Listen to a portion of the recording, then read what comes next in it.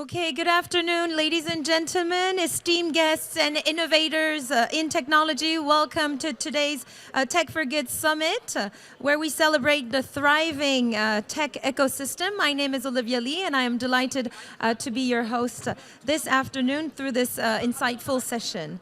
We will begin our summit with some remarks, opening remarks from our co-presidents of La French Tech Soul, Mr. Nicolas Mercier and Mr. Etienne Gautron. Please welcome them to the stage. 따뜻한 박수 부탁드립니다.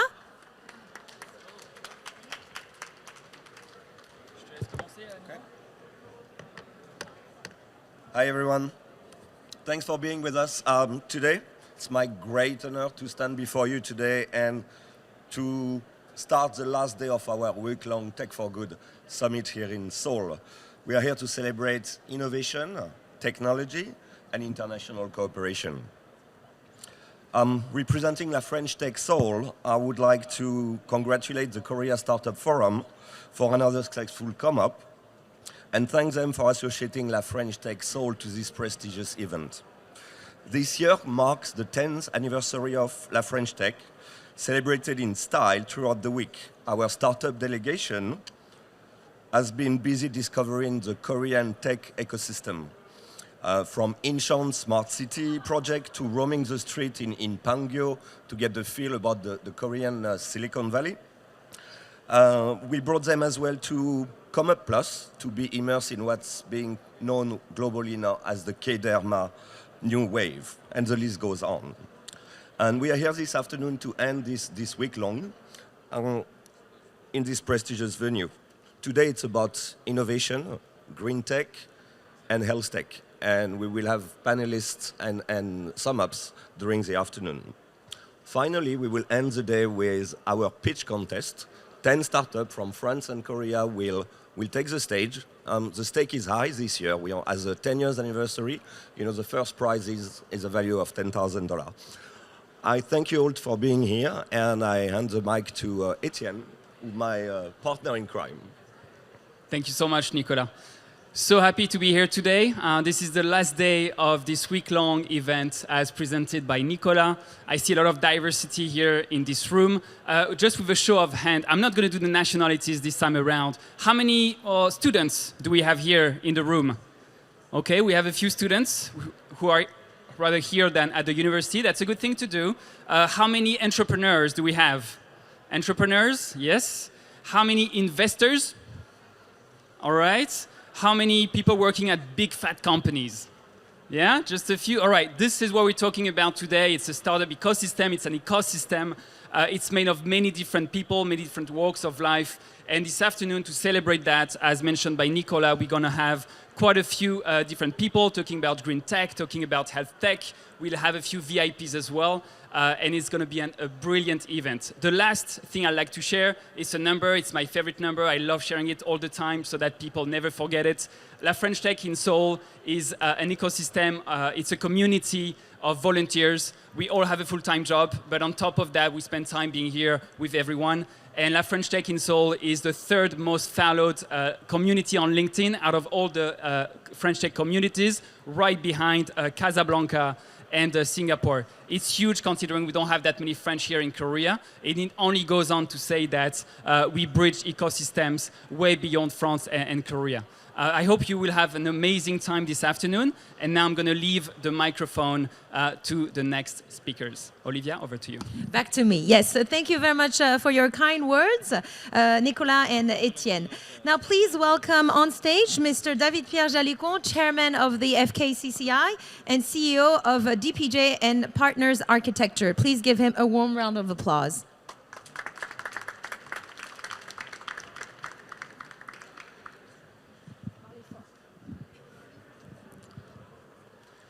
Thank you, Olivia. Dear Mrs. Marie-Cécile Tardieu, Deputy General Director of Business France, dear Mrs. Olivia Hervey, Chief Ecosystem Officer of Viva Technology, dear Mrs. Adine Liskov, Economic Counselor at the French Embassy, dear Mr. Nicolas Mercier and Mr. Etienne Gautron, Co-President of the French Tech Seoul, dear Mr. Pascal Robin, President of CCE, distinguished guests, ladies and gentlemen. I'm very glad to welcome you this afternoon for the opening of our annual Tech4Good event, co-organized with the French Tech Seoul for the second consecutive years at COMEUP. In this regard, I would like to address my sincere thanks to COMEUP organizers for their support. Today marks the culmination of our Tech4Good Tour 2023. All this week, we have organized numerous visits, seminars, networking events, pitch contests. We have brought together 50 speakers and experts, showcasing the rich expertise and fruitful French-Korean multiple collaboration. In particular, we were honored to be selected as their partner along with the French Tech Seoul by the Ministries of SMEs and Startups for the Global Startup Night last Wednesday, which has gathered 200 guests, including Mrs. Lee Yang, Minister of SMEs and Startup herself. This year, Tech4Good enters in its fourth edition, and we are focusing on deep tech and green tech as reflected by the following panel and the presence at COMEUP of French startups such as Exotech, Emova, Barracoda, Cosmo Connected, and QPerfect, and I encourage all of you to visit their booth. But this year is special because we are celebrating the 10th anniversary of the French Tech, which has been established in 2013 by the French government in order to promote and support the French tech ecosystem. It has started rather small with a capital risk of 1 billion euro to nowadays 13.5 billion euro raised by 20,000 startups, which represent 1.1 million direct and indirect jobs.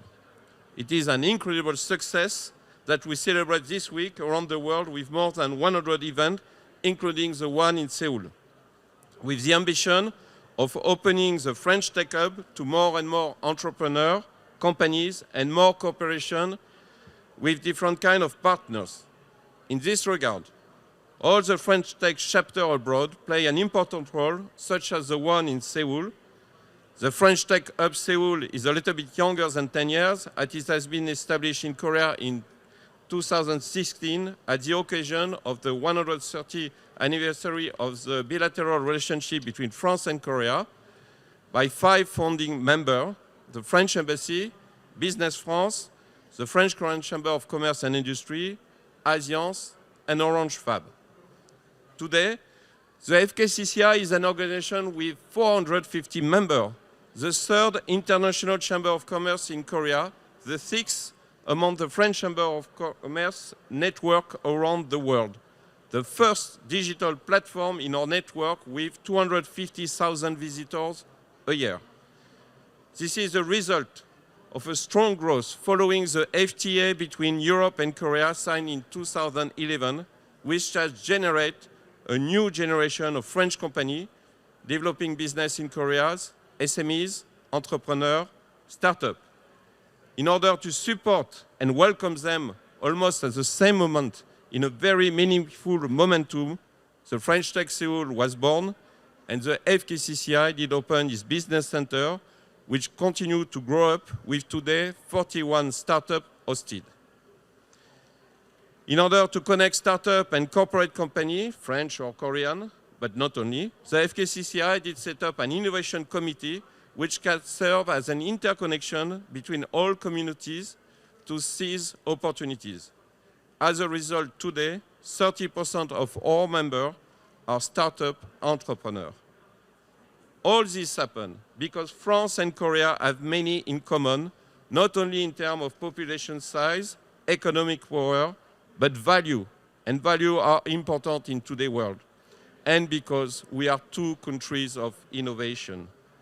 Today, our respective ecosystem can speak equal to equal. We have almost the same number of unicorns. We see more and more interconnection, as for example, the presence of the Korean digital agency at Station F in Paris, the world's largest incubator, the participation of Korea as honor guest of Vivatech in France this year. At that time, the Ministry of SMEs and Startups engaged with several French key players resulting in the signing of MOU with JCDecaux, L'Oréal, our member. This week, it was with Cosmetic Valley, our partner since many years. So I guess we have a nice momentum ahead of us, many opportunities to seize in order to support innovation. That's why our cooperation with all our partners, Korean and French, especially the French Tech, the French Embassy, Business France, the Conseiller du Commerce Extérieur, have never been so meaningful. In this regard, you can count on our support, and I know I can count on yours, in order to venture together both innovation and the world. Thank you again. Thank you to all our partners and sponsors, and please have a very good afternoon. Thank you very much. 네, 회장님 말씀 감사드립니다. Thank you very much for your speech, Mr. Jalicon. And last but not least, I will now welcome on stage our Economy Counselor of the French Embassy in Korea, Mrs. Adeline Lizkov. Please welcome her to the stage. Yes. Good afternoon, everyone. Monsieur le Président de la Chambre de commerce d'industrie franco-coréenne, cher David Pierre, Madame Marie-Cécile Tardieu, directrice générale déléguée de Business France, Messieurs les co-présidents de la communauté French Tech de Séoul, chers Nicolas et Étienne, Ladies and gentlemen, dear friends, 여러분, 안녕 하십니까? First, I would like to thank and congratulate the French Tech community of Seoul and the French-Korean Chamber of Commerce for organizing this 5-day summit with such a rich and diverse program, but also the Korean Ministry of SMEs and Startup, as this 4th edition for the Tech4Good Summit is being held on the sidelines of the COMEUP event. For those who were already here in Seoul in 2019, they probably remember that the first edition of the Tech4Good Summit was also held on the sidelines of COMEUP of November 2019. And I guess they will agree with me saying that it has become a key event of the French-Korean cooperation in innovation and tech. The year 2023 has been an incredible year for our bilateral partnership, including our startup relationship, which has never been so dynamic. Our countries have so much in common. Both of us are great lands of innovation. Both of us have set startup development as a priority. Both of us have many very successful startups and unicorns. And both our countries organize each year an unmissable international meeting place for innovation and tech, COMEUP in Korea and Vivatech in France. This kind of events give us a great opportunity to pursue and deepen the cooperation for the growth of our respective economies and for developing tech for good, putting forward our tech ecosystem and showcasing some of our successful startups. Since the first edition, COMEUP has always kept a special place for France and for our French tech community of Seoul, but also inviting many times our French Minister of Digital Transition as a guest speaker. As for Vivatech, who doesn't know that Korea was designated Country of the Year during the last edition in June in Paris? No doubt that the choice of Korea as Country of the Year contributed for the great success of this edition, which brought together more than 150,000 visitors, much more than the Las Vegas CES. As we are facing common challenges, climate change, reduction of inequalities, education, health, mobility, and accessibility, we must work together to build the society of tomorrow based on cooperation, innovation, and economic prosperity, reconciling growth and ecological transition. This is exactly what the Tech4Good Summit is all about.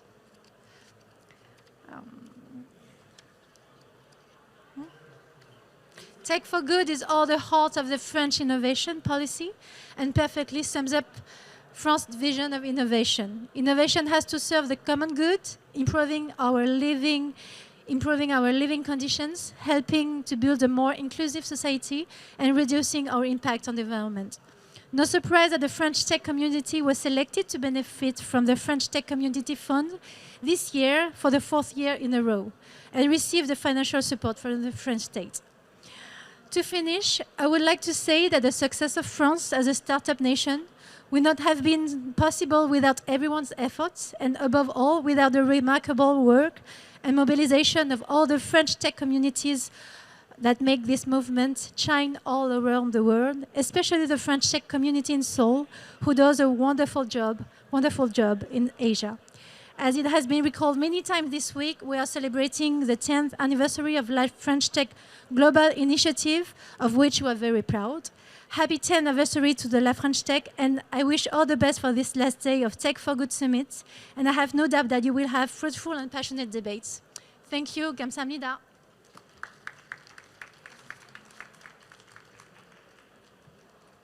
Thank you very much, Adeline, for your very warm welcome. We will now delve into why France is considered an innovation hub in Europe. And I will invite Mrs. Marie-Cécile Tardieu, Deputy General Director of Business France, to enlighten us up with some perspective. Please welcome her to the stage.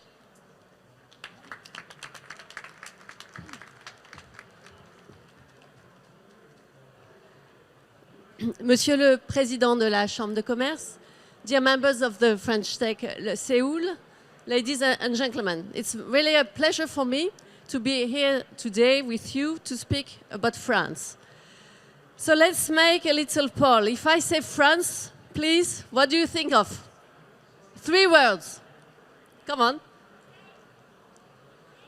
Great. Another one? Another one? Cheers. Okay, now I would like you to think France as innovation. Innovation is what we are, what we want to be with you, Korean tech, and I will explain you why. First, France is #1 now in attracting foreign investments in Europe. That maybe you didn't know that, but that's been 4 years that we've been #1. It's not Business France, the agency dealing with helping foreign investors to come to France that says it, it's EY. EY said that we are #1, and more of that, we are #1 in industrial projects, and we are also #1 in OECD countries to finance R&D. So that's not only in perfume, fashion, gastronomy that we are #1.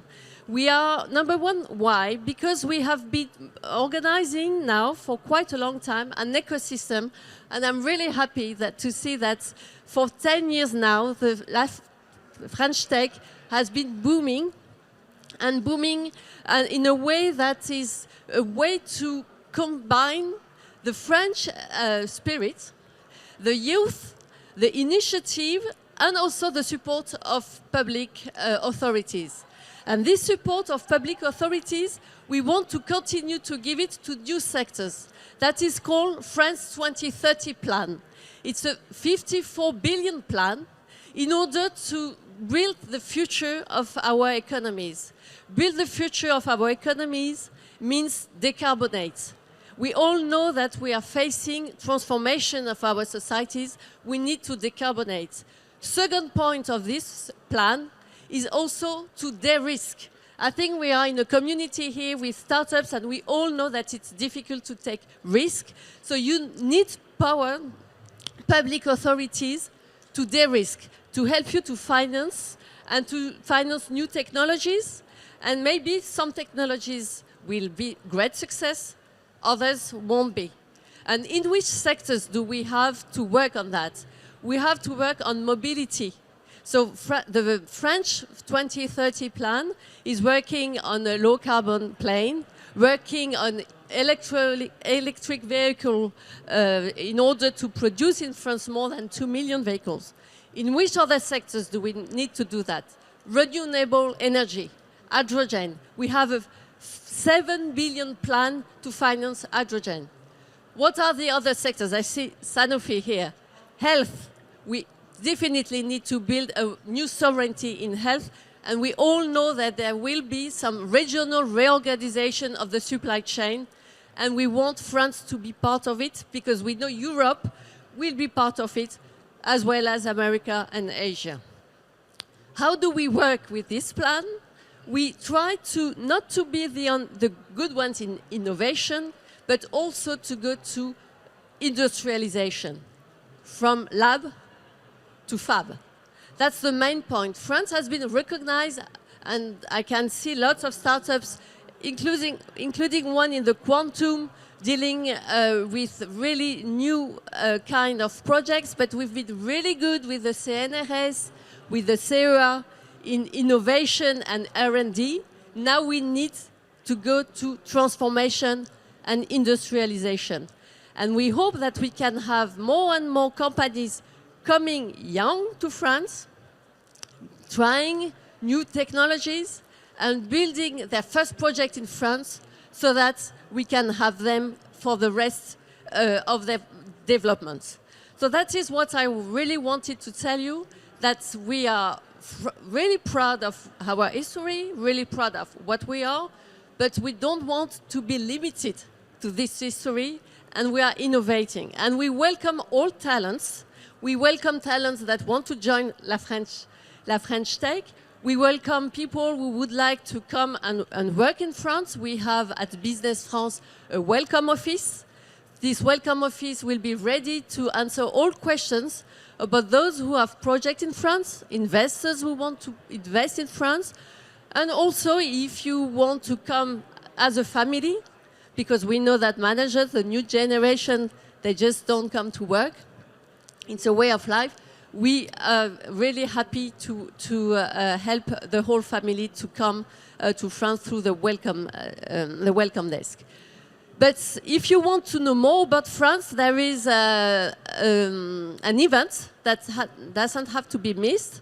I think Korea went with a lot of new companies and a lot of startups last time. It was Vivatech. Vivatech is now a highlight of the new economy. And just so well, you know, Elon Musk came to Vivatech, so I think at one point you must recognize that the event has some really well-known scale in the world. And I think now it's a turn to Vivatech to present itself. Thank you very much. Thank you.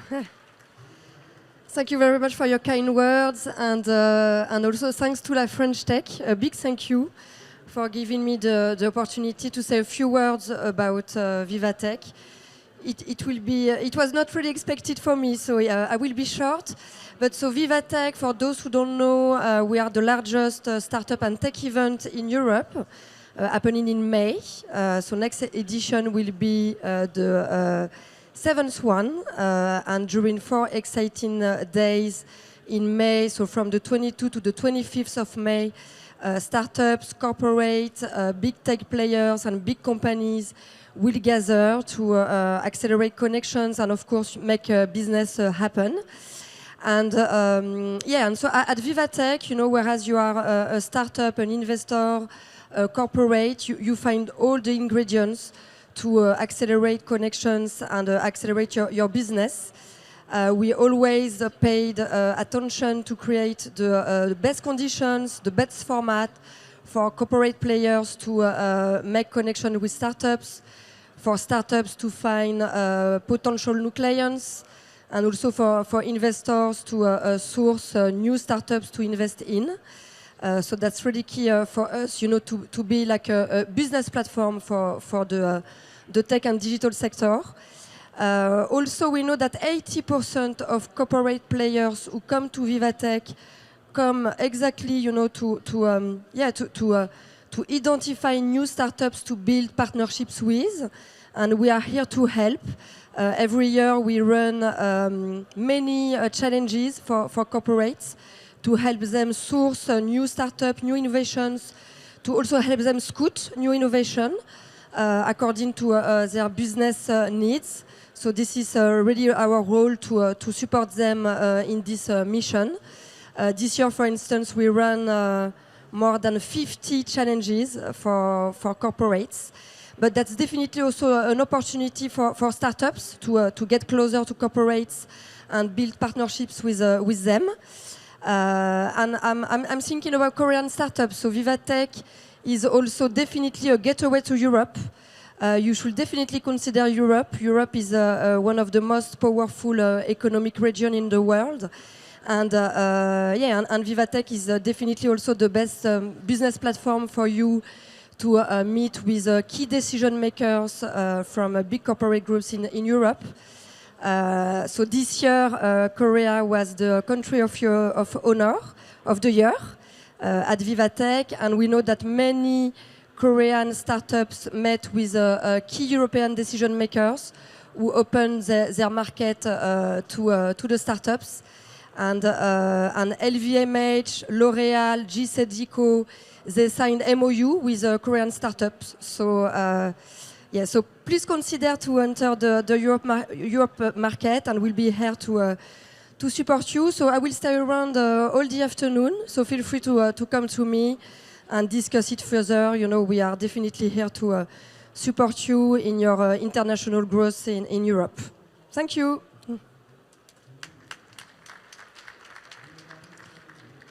Thank you very much. That was Mrs. Olivia Hervey, Chief Ecosystem Officer of Viva Technology. And also thank you to Mrs. Marie-Cécile Tardieu for the previous short informative presentation. Now, moving on to our panel discussion. While the stage is being prepared, I will present our VIP panel. And this panel will feature insights from leaders in various sectors. So we are very much honored to welcome Mr. Jean-Michel Feder, Strategy and Marketing Director at Thales Korea. Mr. Kevin Che, Chief Technology Officer at KTSAT, alongside with Mr. Philip Lee, our Honorary Chairman of FKCCI, attorney at Kim Il-jung, and also founder of Key. And this panel will be moderated by Mr. Nicolas Mercier, so the co-president of La French Tech Seoul. Is everyone ready to come up to the stage? Let's give them a big round of applause. Yes?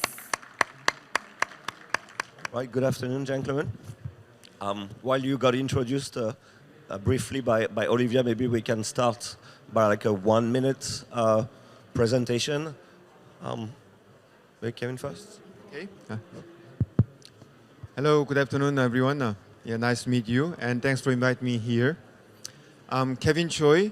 I'm serving as a CTO of KTSAT, the Korea's only satellite-owned telecommunication operator, and probably one of the well-known and very adventurous company in Asia. I've served actually, how do I say?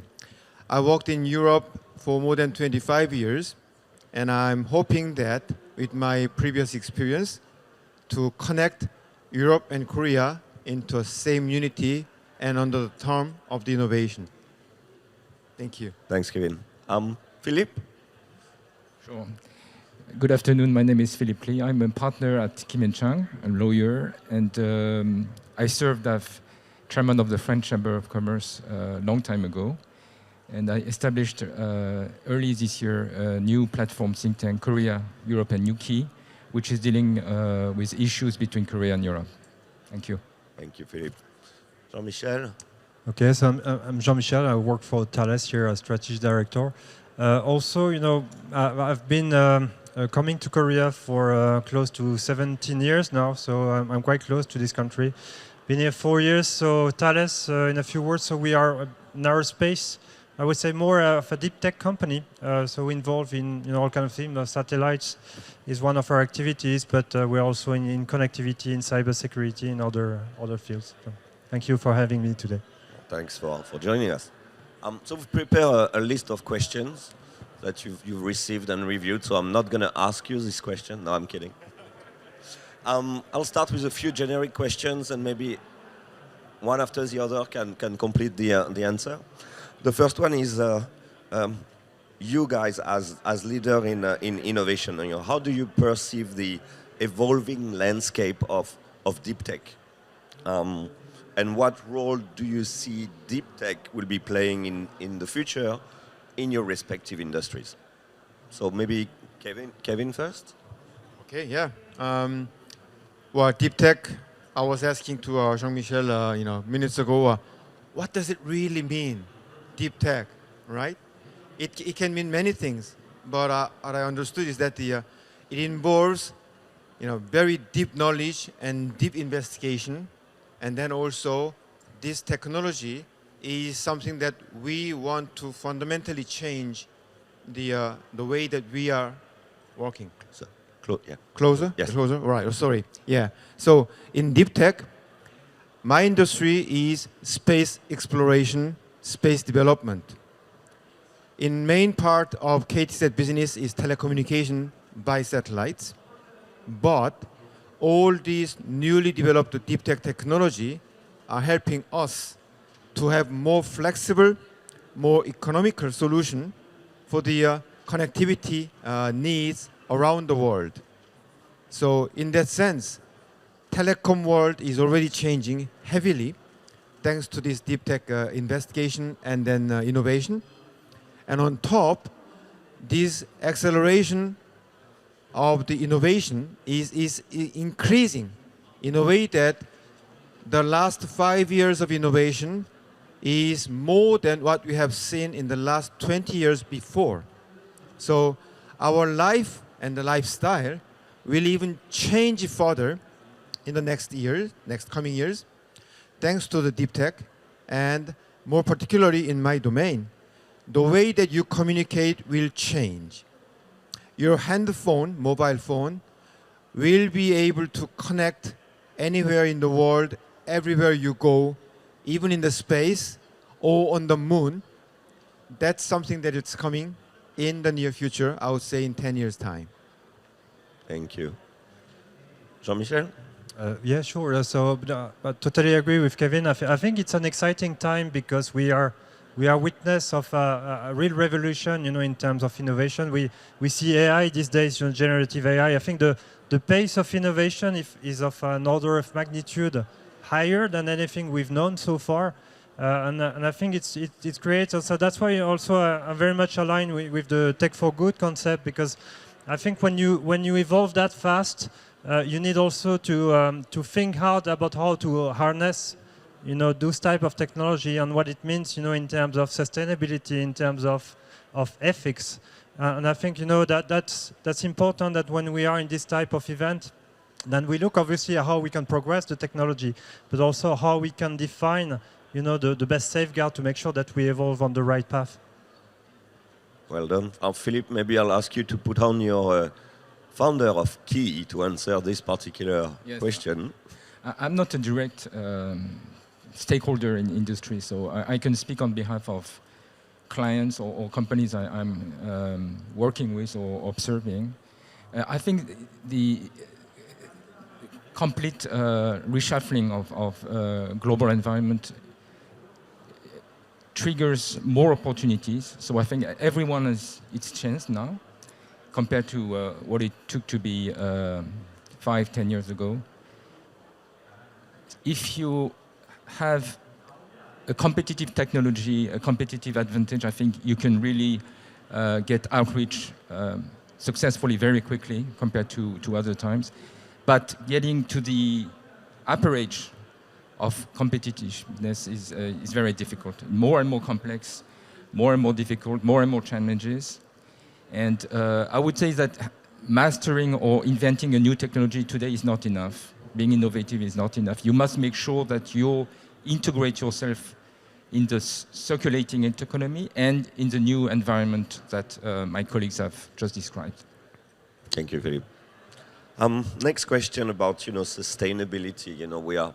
We are all hearing it. We are all trying to do our part for it. And could you share your insights, regarding how your organizations are currently, leveraging or will be leveraging green technologies, and not only to innovate, but also to contribute to a more sustainable future? Philippe, this time, or? Yeah. I think the angle at which we are considering sustainability should be changing. because the reasoning now is more on being virtuous, being helpful, I would say, considering and adapting to constraints, and that is not very motivating and inspiring. I think we need to change a little bit the mindset in getting into what is going to be really the benefits for everyone, starting from my position in the company or for my company. That's what everyone is looking for, rather than making good. let's be realistic and frank. And I think we need to listen further to the public sentiment and opinion. So that triggers a very fine-tuning observation of how people consider the world, not how people wish to adapt themselves to new indicators, new regulations, but how they want to live. And I think the direction is really given by young generations. We need to match further with what they need and what their voice is. Thank you. Jean-Michel? Yeah, on sustainability, I think for us there's a dual approach, but that's the one that any large corporation is taking, because we do have an impact in the carbon emission as an industry. So we are making a strong commitment to make sure that we become carbon neutral as quickly as possible. So, for instance, in Europe, most of our sites now are using 100% of renewable energy. So that's something we do on the way we operate. But obviously that's not enough. So we are also trying to see in the way we are contributing in what we design, how we take eco-design from the beginning, but also the areas where we are involved in, how does that impact the fight for against global warming. So in our company, for instance, we are deeply involved in aerospace. So we make airplane flies, but we also help all the what we call the air traffic management. So that's basically how you regulate all the airplanes that are flying over you. So being in charge of a big chunk of what's happening around the world when it comes to the airspace, we are deeply investing now in technologies to improve the way aircraft are flying, to improve the way they are being handled by airports, and ultimately to reduce the fuel consumption of those. Thank you, Jean-Michel. Kevin? Well, let me rephrase question slightly different way. We are talking about the sustainability, but I'd like to say sustainable for what and for whom? The earth, all the living beings on earth, we should live in a harmony and sustainable way. But is our action of today that we are innovating, we are developing technologies, we are making all this progress? On one hand, we are polluting at the same time, and on the other hand, we are making money out of the technology. And we are somehow forgetting, and keep forgetting every time, the pros and cons of new innovation, new technology developed. And on top, we are not really taking care of the human beings, ourselves. I mean, when I hear sustainability, is that, yes, we all agree, I think, most of us will vote for the sustainable future.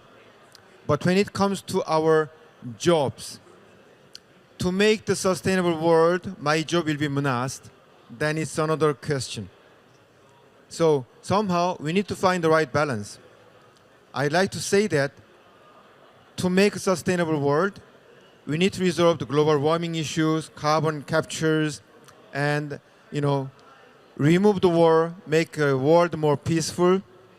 At the same time, we need to ensure that all the general public understands what it means, and then their job will be secured. There's a re-education program. There's always a way that everyone can live in harmony. On top, when we talk about sustainability, there are conflict area where many refugees are generated. Before, it was just a war or sort of a local conflict that may generate refugees. which is why Europe is suffering, mainly because the conflict region is mainly Middle East. It was. Now, when you face the climate change, then the climate refugees will be created, will be generated much, much more in a much higher order of magnitude nearby. When the sea level increases due to the climate change by 1 meter, then Incheon will disappear. Shanghai will disappear. They will generate at least 10 million or 50 million refugees out of that action. So we need to be very, aware that what does it mean sustainability? We need to prepare for it.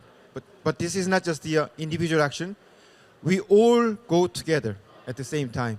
And the KTSAT, we are investigating in that part with the keyword of reducing the digital divide and democratize all the information to everyone in the world. Maybe we'll have a time to discuss a little more in the next question. It's an interesting one. I'm gonna go back to Philippe here on a very specific questions of your trade. How do legal frameworks adapt to the rapid advancement of technology? And in your opinion, from your perspective, in the Korean context, what's happening and where all this is going? Thank you. I think it's a very interesting question because you cannot consider this question from a purely technical point of view. I think you cannot separate now regulations from public policies, and you cannot separate regulations from implementation of regulations and public policies. So I'll just take the example of RIA in America.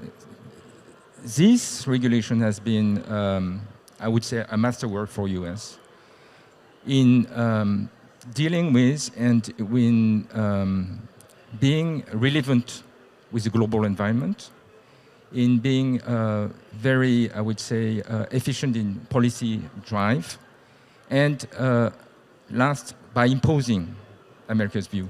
So you can criticize this policy, you can criticize this way of thinking and implementing regulations, but this is efficient.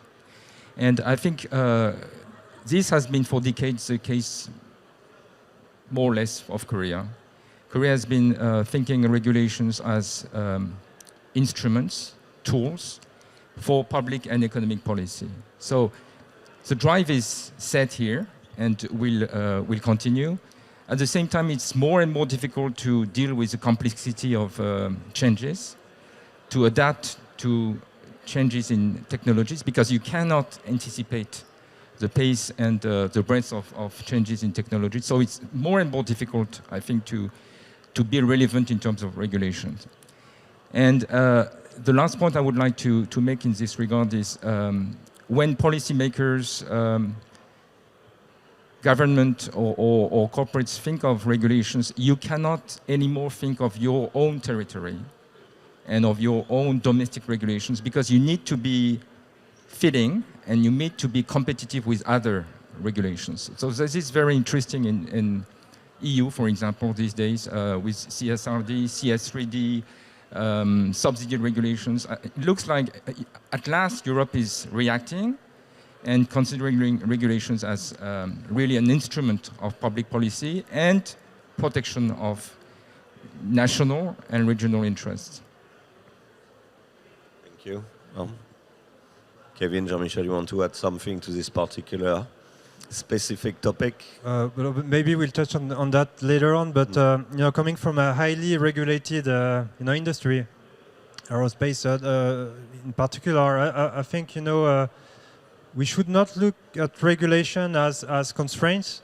I think it's necessary, especially when it touches individual privacy, individual safety.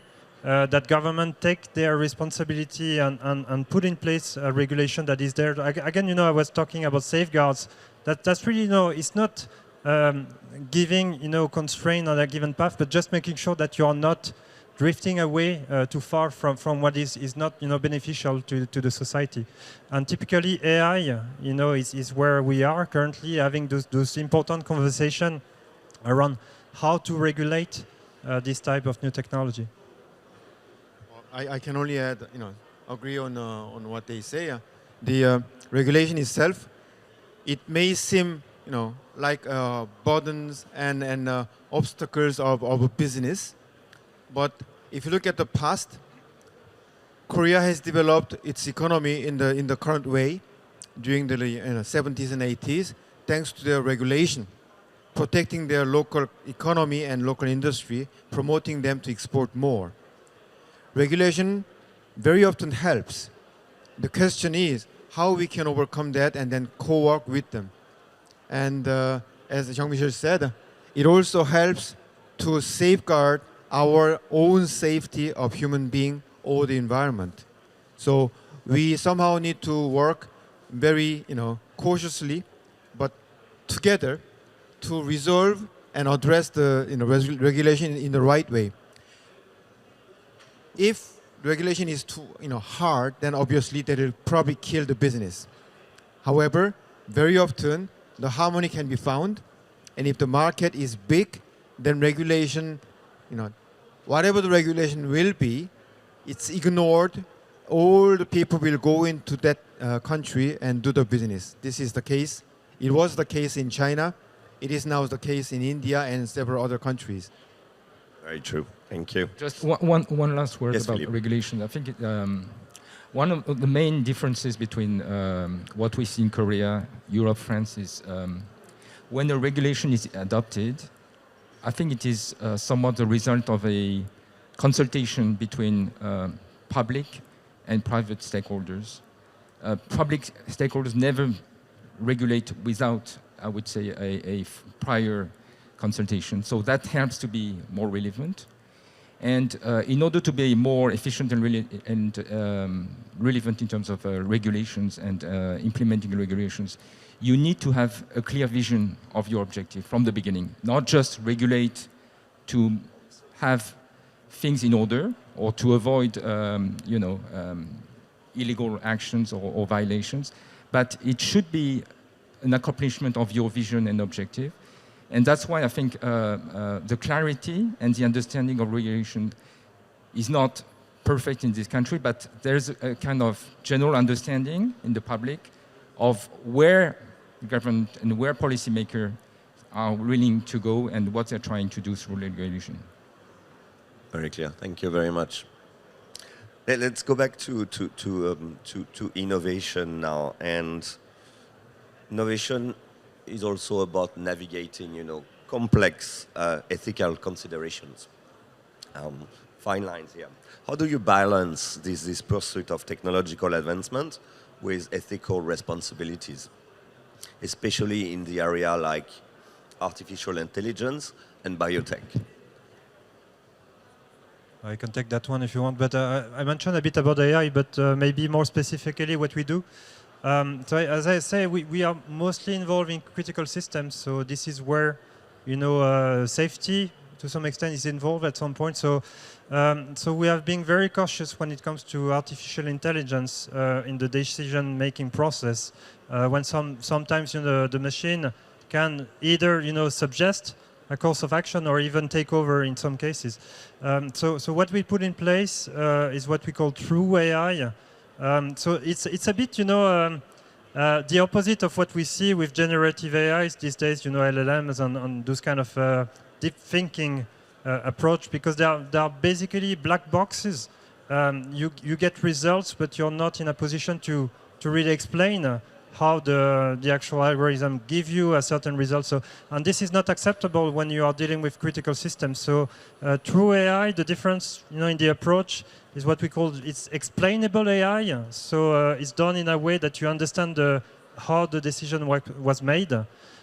It's understandable too, meaning that you can also audit it in a certain way, but also it's made in an ethical manner. So you define boundaries, initially on what can be acceptable or not in the way you deploy this AI. And I've seen that also in Korea I think people, because that country is touching so many different markets, I've started to see in the biotech in particular here, people that are taking this into consideration. Kevin, you want to? Well, I'm probably the least person for the biotech or the other domain. At least on the AI side, yeah? Yeah. One thing I can comment on, just comment on the biotech. There was a boom of a new startup called Beyond Meat that has been created some years ago now. It's now becoming a big industry.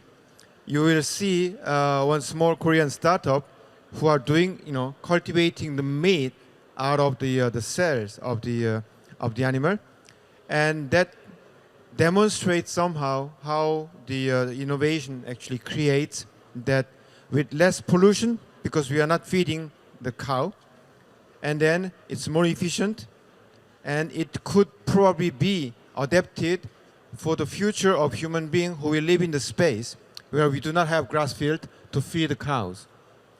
And for AI, I totally agree with Jean-Michel, saying that responsible AI is the one, and explainable AI is probably the way that we need to go. How to regulate the current development of LLM systems, etc. I think it's still debatable, but we need to agree on something. And there is talks ongoing in many countries. What I like to just emphasize is that the difference, the line between the AI and the human being or human control system, it's vague these days. You are already driving a car where there's certain obstacle appearing on top, in front of you. The car stops it himself. Are we helped or are we blocked? And AI should play a role in the same way, like in the past, the sword or atomic technology. All the technologies have both pros and cons, and it's a human being. It's us. It's our responsibility to decide how we use the technology. Excellent. Philippe, do you want to add on this question? Yes. I think that, like for everything, it's a matter of balance. Safeguarding interests, safeguarding protection of human rights, and encouraging innovation, encouraging progress and development. So that's not an easy thing, because as technologies are moving quickly and at fast pace, as I just said, you cannot consider technology today as what it was last year and what it will be in 6 months, especially in AI.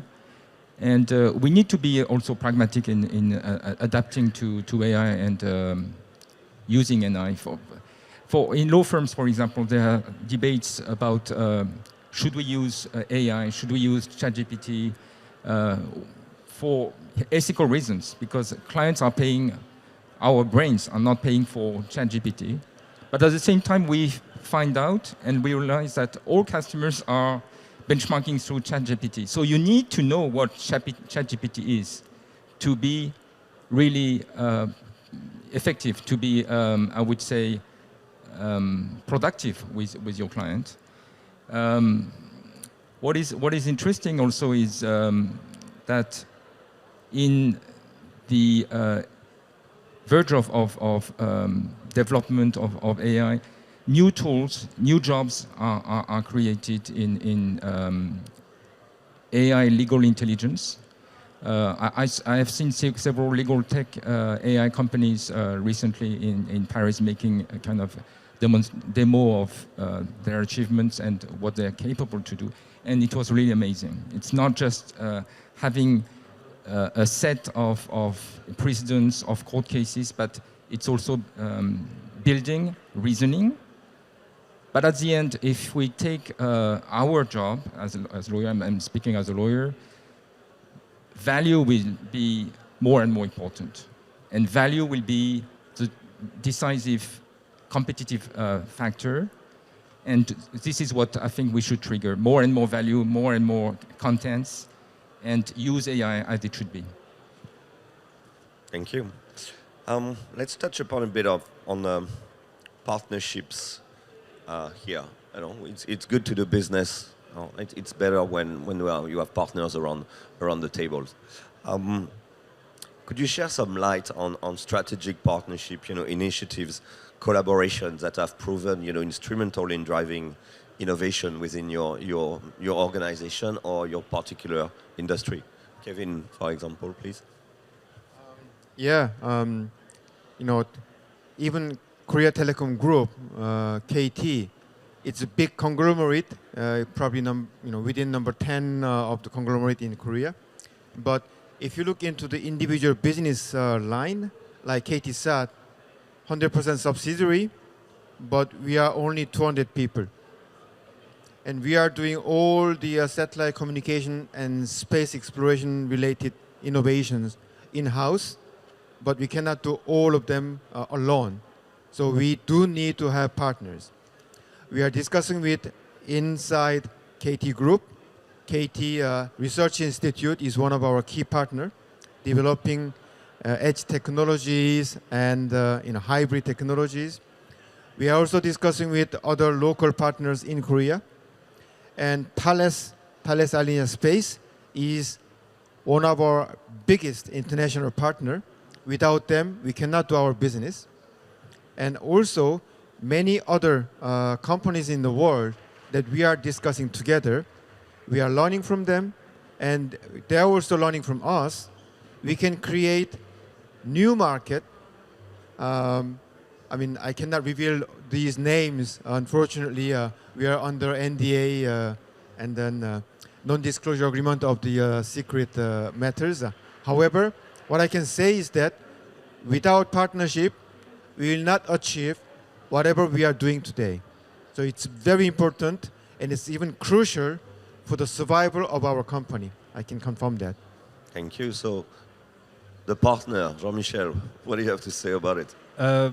Yes, but I guess it's obvious in business that partnership are essential. So if maybe just we narrow down on how important it is for innovation, I think there's a combination of things. So we are, as I said at the beginning, we are a deep tech company. So deep tech, I think the roots of that is really in scientific research, in fundamental research.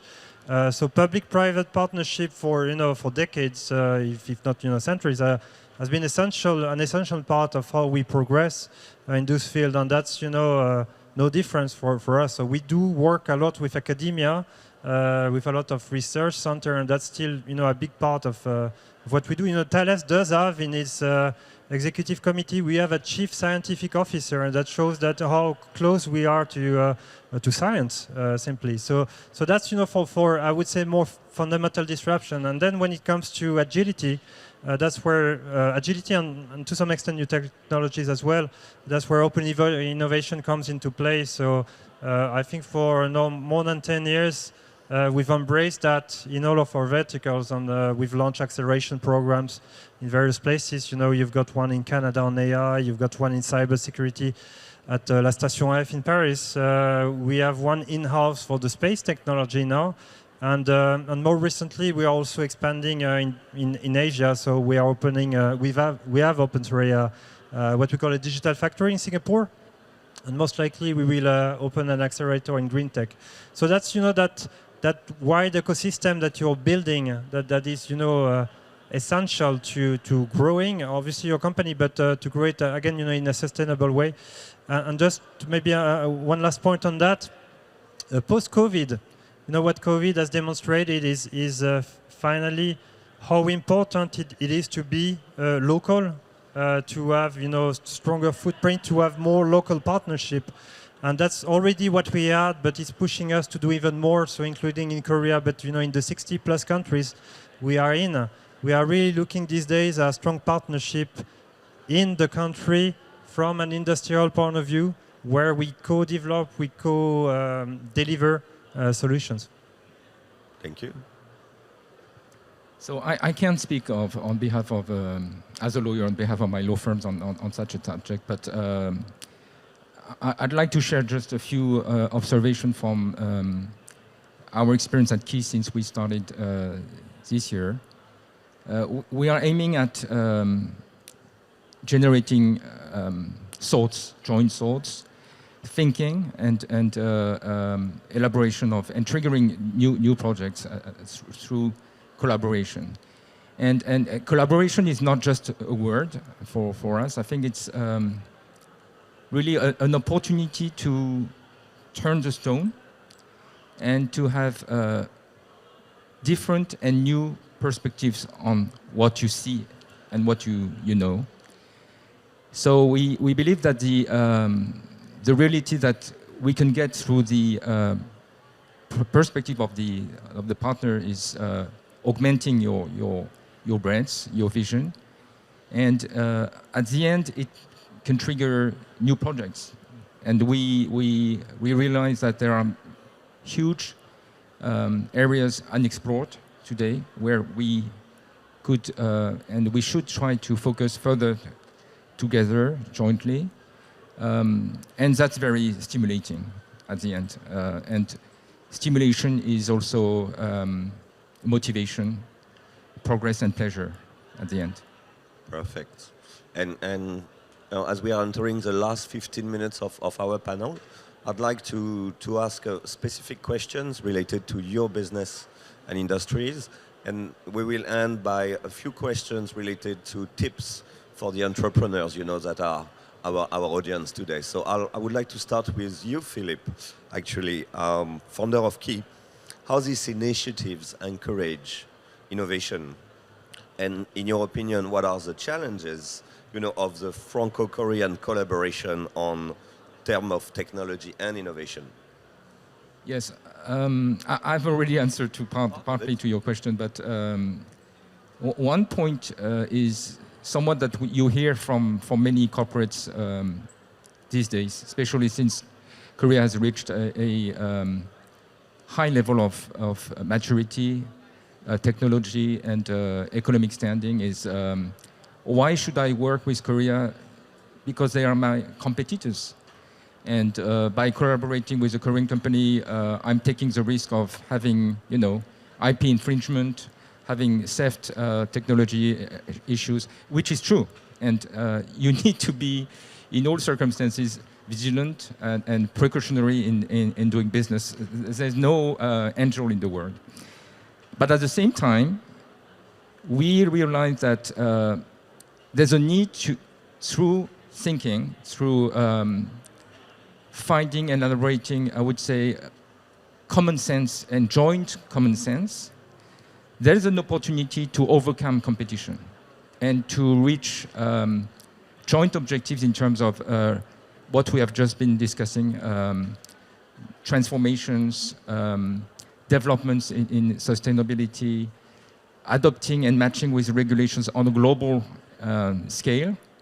And that's what we're trying to do. This is not easy, because you cannot just think by yourself, but you need to think with the other. You need to make sure that what you think makes sense for your partner. But I think this is the riches of what we're trying to do.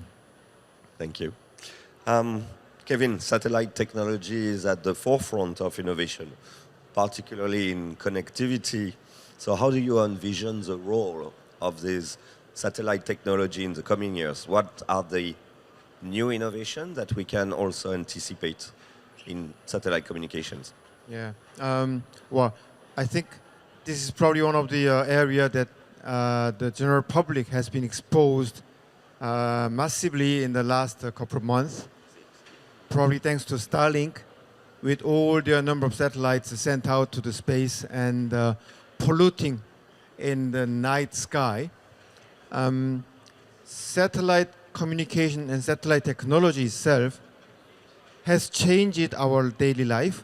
Thanks to that, we were able to do the international calls, and then internet, satellite television, satellite news gathering. There are many things that we have done so far in the last 50, 60 years. But in the years to come, what I'd like to focus on is that so far, what we were enjoying, all these new fruits of technologies, were limited to those developed communities.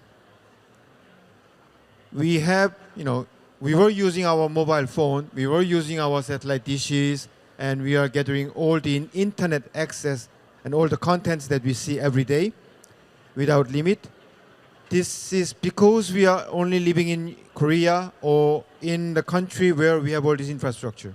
Now, in the digital divide, where people still do not have their electricity, it's more than, I would say, 3-4 billion people who do not get, decent electricity. They do not get the internet access in the world, and those are the areas where still there are local conflicts and human competition are more severe. We're creating more refugees and the local instability, which will then propagate those instability to other regions. And we are already seeing the results of the Ukrainian war, results of the conflict in Israel-Palestinian. All these things are in a way that because people are not informed properly together. So KTSAT, together with our partners, we are really focusing on reducing the digital divide. Satellite technology, together with edge cloud computing system, can create local 5G cell around the machine and interconnect it with the satellite. So in next 5-6 years time, you will be able to see that globally, the whole world will be covered by 5G connectivity. So wherever you go, whenever you want, and independent from your resources, I think the price of the internet connectivity will go down drastically, that it will allow more people, I cannot say 100% of the humanity, but at least decent percentage of the people out of those unconnected today should be able to get the access and get informed about what's happening in the world, and then prepared for our multi-planet species of Homo sapiens. Thanks a lot. Jean-Michel, you're a major player in what we call critical information systems. How do you see the intersection of innovation and cybersecurity moving forward? And which measures are being taken, using layman's words, to ensure the security of these emerging technologies? Yes, so maybe on cybersecurity, so there's a lot of talk about AI, we hear that quite often. There's a sleeping giant that is called quantum that start to be a little bit more known from the public, and Korea has launched, for instance, a quantum national roadmap this year. But in the field of quantum technologies, there's one in particular that is quantum computing. Quantum computing will change the way we will solve a lot of problems. So it has a lot of impact, obviously, on how we fight climate change, for instance, because it's very good at dealing with complex weather models, those kind of things. What it's really good at as well is cracking codes. So basically, quantum computing will render useless most of what we use today to protect our data. And that's something we are very much keen on fighting, and we've been doing so for many years. So there's one field in quantum technologies that is related to cybersecurity. It's what we call post-quantum cryptography. That's quite a mouthful, but what it is basically design new ways of protecting your data that is being able to sustain attack from those new type of computers. And but that's very I was saying deep tech. Quantum is probably the deepest tech you have right now, because that's very much close to the laws of physics, and that's where specifically in Korea, I think there's a lot of things going on about open innovation and startups, and which is fantastic, and we need to continue on that. But I think we need also to give time to a researcher to actually come up with discovering discoveries, with disruptive discoveries, and that's sometimes what is missing from what I see, is that there's such a willingness to clear milestone to show results, that not having results sometimes is stopping some fundamental science, some fundamental research, and I think that's something that we still can probably exchange more with Europe, with the US, with others, and how we manage to keep a safe space for scientists, and how this can then I would say infuse into everyday life, what we do as corporate. So shall we be scared? Yes. All right. I'd like to finish this panel with an advice here for our participants. You are the three of you leaders in your respective fields. Something we do in big companies and not necessarily in smaller companies. It's how do you navigate the balance between the short-term business goal, the long-term one, plug this into transformative, innovative strategies. How do you guys do it in your business? Well, Kevin first. Yeah. Very difficult question. I would say That's why I kept it for last. we need to be cautious, and we do it with a very subtle balance. First of all, with our current business line, we are making money, and that money is stored in the bank account. We are spending some of that into innovation, but as I said already, we alone cannot do all the innovation that we need. So we need to find partners, work together, invest in them, and then make results out of it. The key question probably for deep tech, the startups, and then the young entrepreneurs, I'd like to encourage them to be more ambitious and audacious. Be courageous to talk to us, big companies, because we all know that we need you and you need us. In some way, the big companies like KT Group or KTSAT, we are ready to collaborate, but very often when we go out and search for the right innovative partners, we end up being meeting with the person we met the first time at the very first instance. So it's probably by our luck or chance that I encounter someone here, and maybe next week we can sit down together and discuss something. So, big companies have their own drawbacks. We are slow. We have many levels of decision making, so it takes time. It's very, very tedious. But we are certainly and surely going in right direction, together with our partners who may be impatient, but needs to be more courageous to talk to us, and don't be ashamed or afraid. I think the courage is the right word that I want to give to all the startup and entrepreneurs. Thanks, Kevin. Jean-Michel? I touched base, I guess, on that, but maybe some specific on what we have done. So, I agree with Kevin. Big corporates sometimes are pretty slow. So, what we have done in our company already quite a few years back, we created what we call the digital factory, which is totally independent of all the business lines. So they don't have any P&Ls, and they have their own HR structure. They have everything's completely different in the digital factory, and that has helped us, accelerate a lot of the technology. So it's possible for people in our company. They come with a project, but they feel that they are maybe stifled with their existing organization.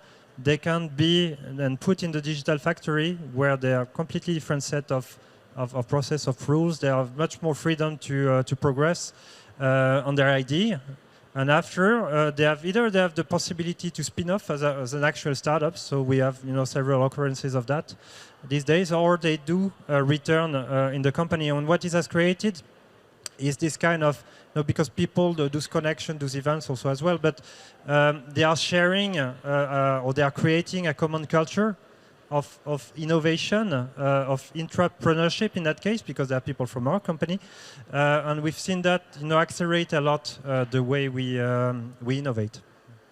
Is this digital factory a physical office, or is it something that can happen in any Thales office worldwide? No, it is. There are factories now, because after Paris we've opened more. There's one in Singapore, there's one in Montreal, in Canada. It's a mix. It's a hybrid teams, but ultimately we still strongly believe that a lot of the innovation happens when people are around the same whiteboard. So we do push a lot for teams to be together, at least when we initiate some of those projects, we create cohort. It's a lot also about, I'm sure a lot of people know this, but it's about the agile methodology. So you have to do sprints, you have to be there, and interact a lot with your teams. Yeah. Great.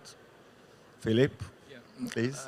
I believe I'm less qualified than Kevin and Jean-Michel to answer your question, but what I'd like to say is I think the times today require more learning than before, more updating, considering a terminology which is widely used in Korea. You need to catch up with the world as a person.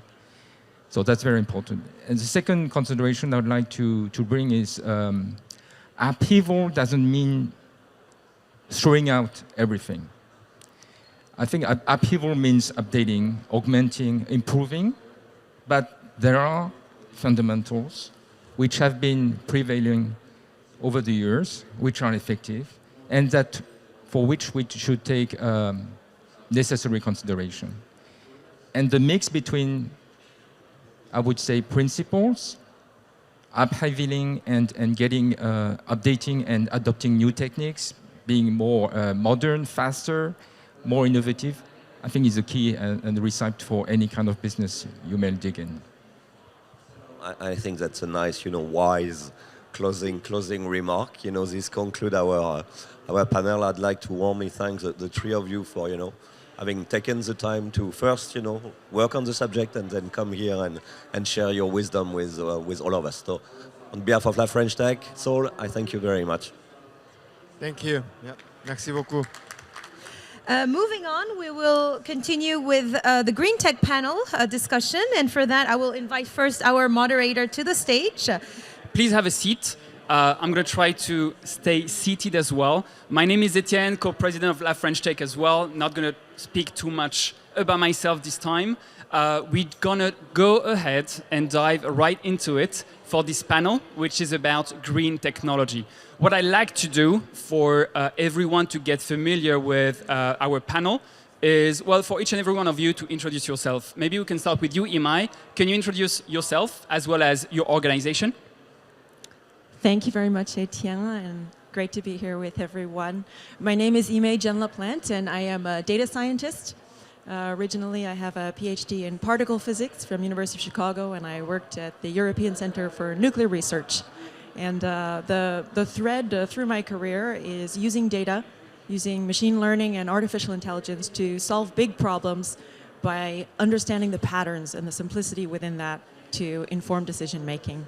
Here in Korea, I work for an organization called the Green Climate Fund, which is very much in the green tech space. This is an organization working in countries around the world, managing a portfolio of projects to either mitigate climate change, so avoid carbon emissions, or to adapt and prepare for some of the worst effects. Of course, my views here will be based on my personal experience and expertise in this area, not the official positions of that organization, but very happy to be at this crossroads of how technology and climate change come together.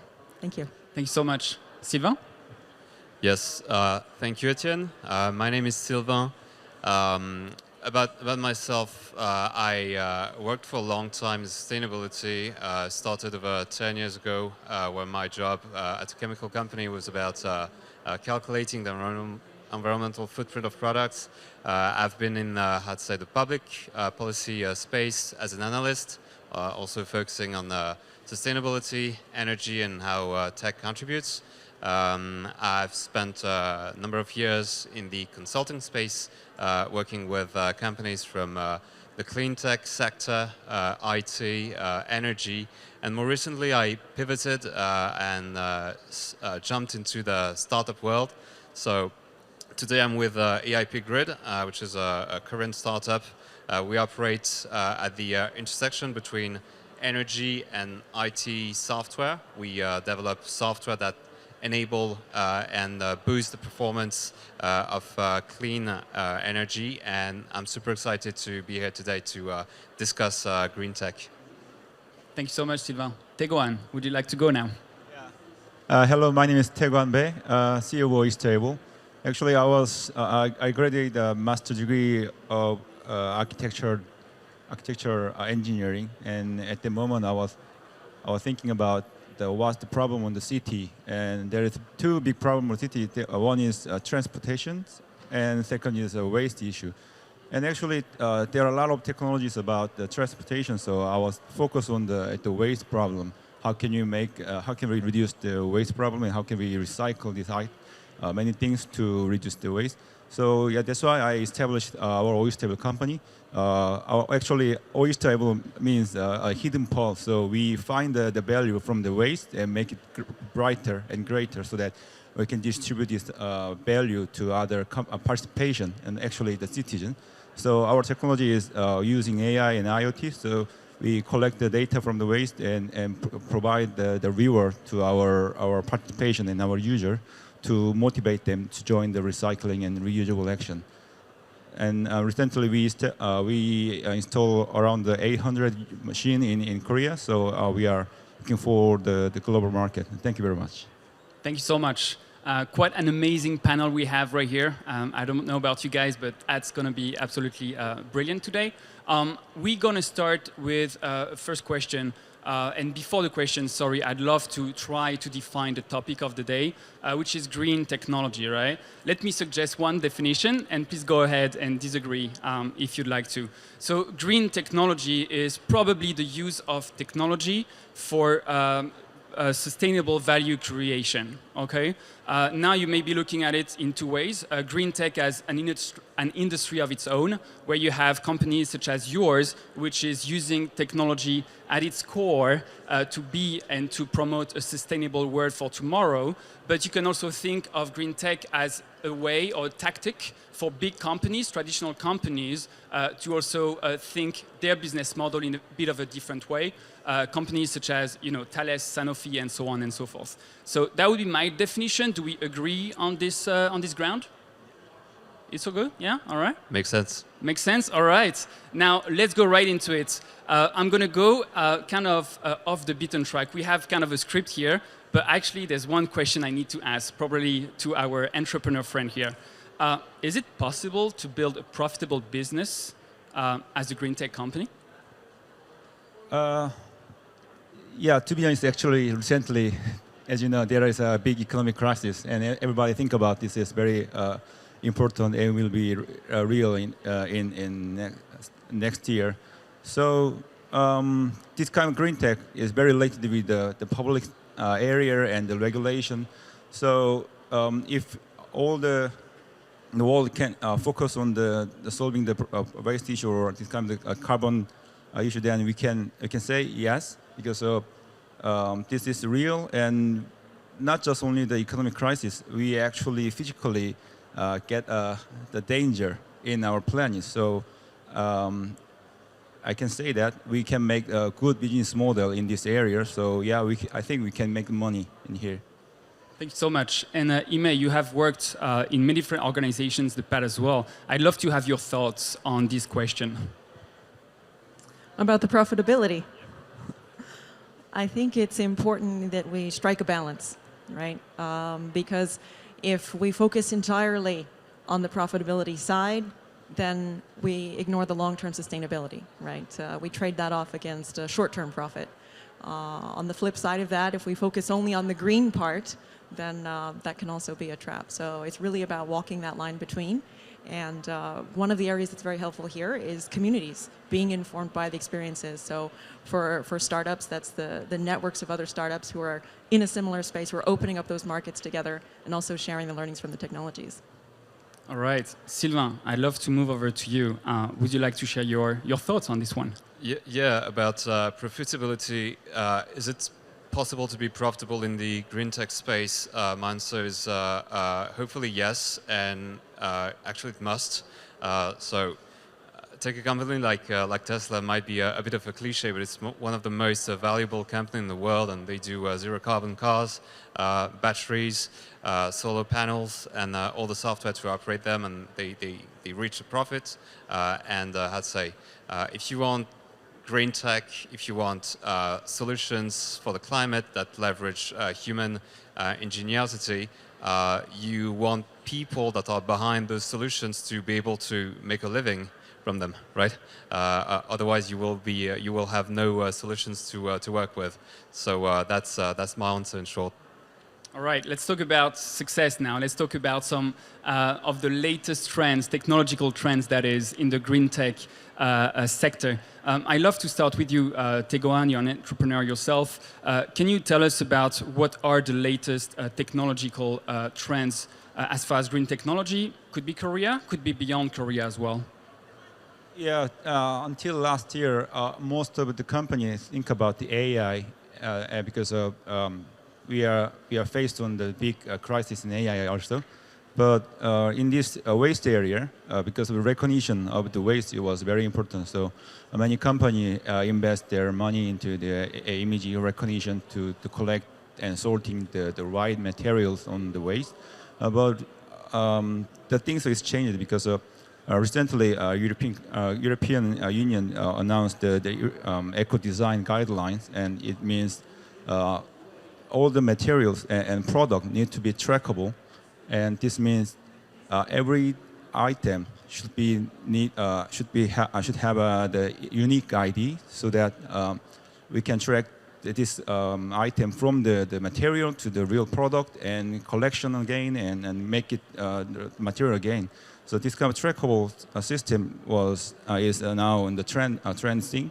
So yeah, this kind of data and IoT technology will be the most latest thing in the waste area.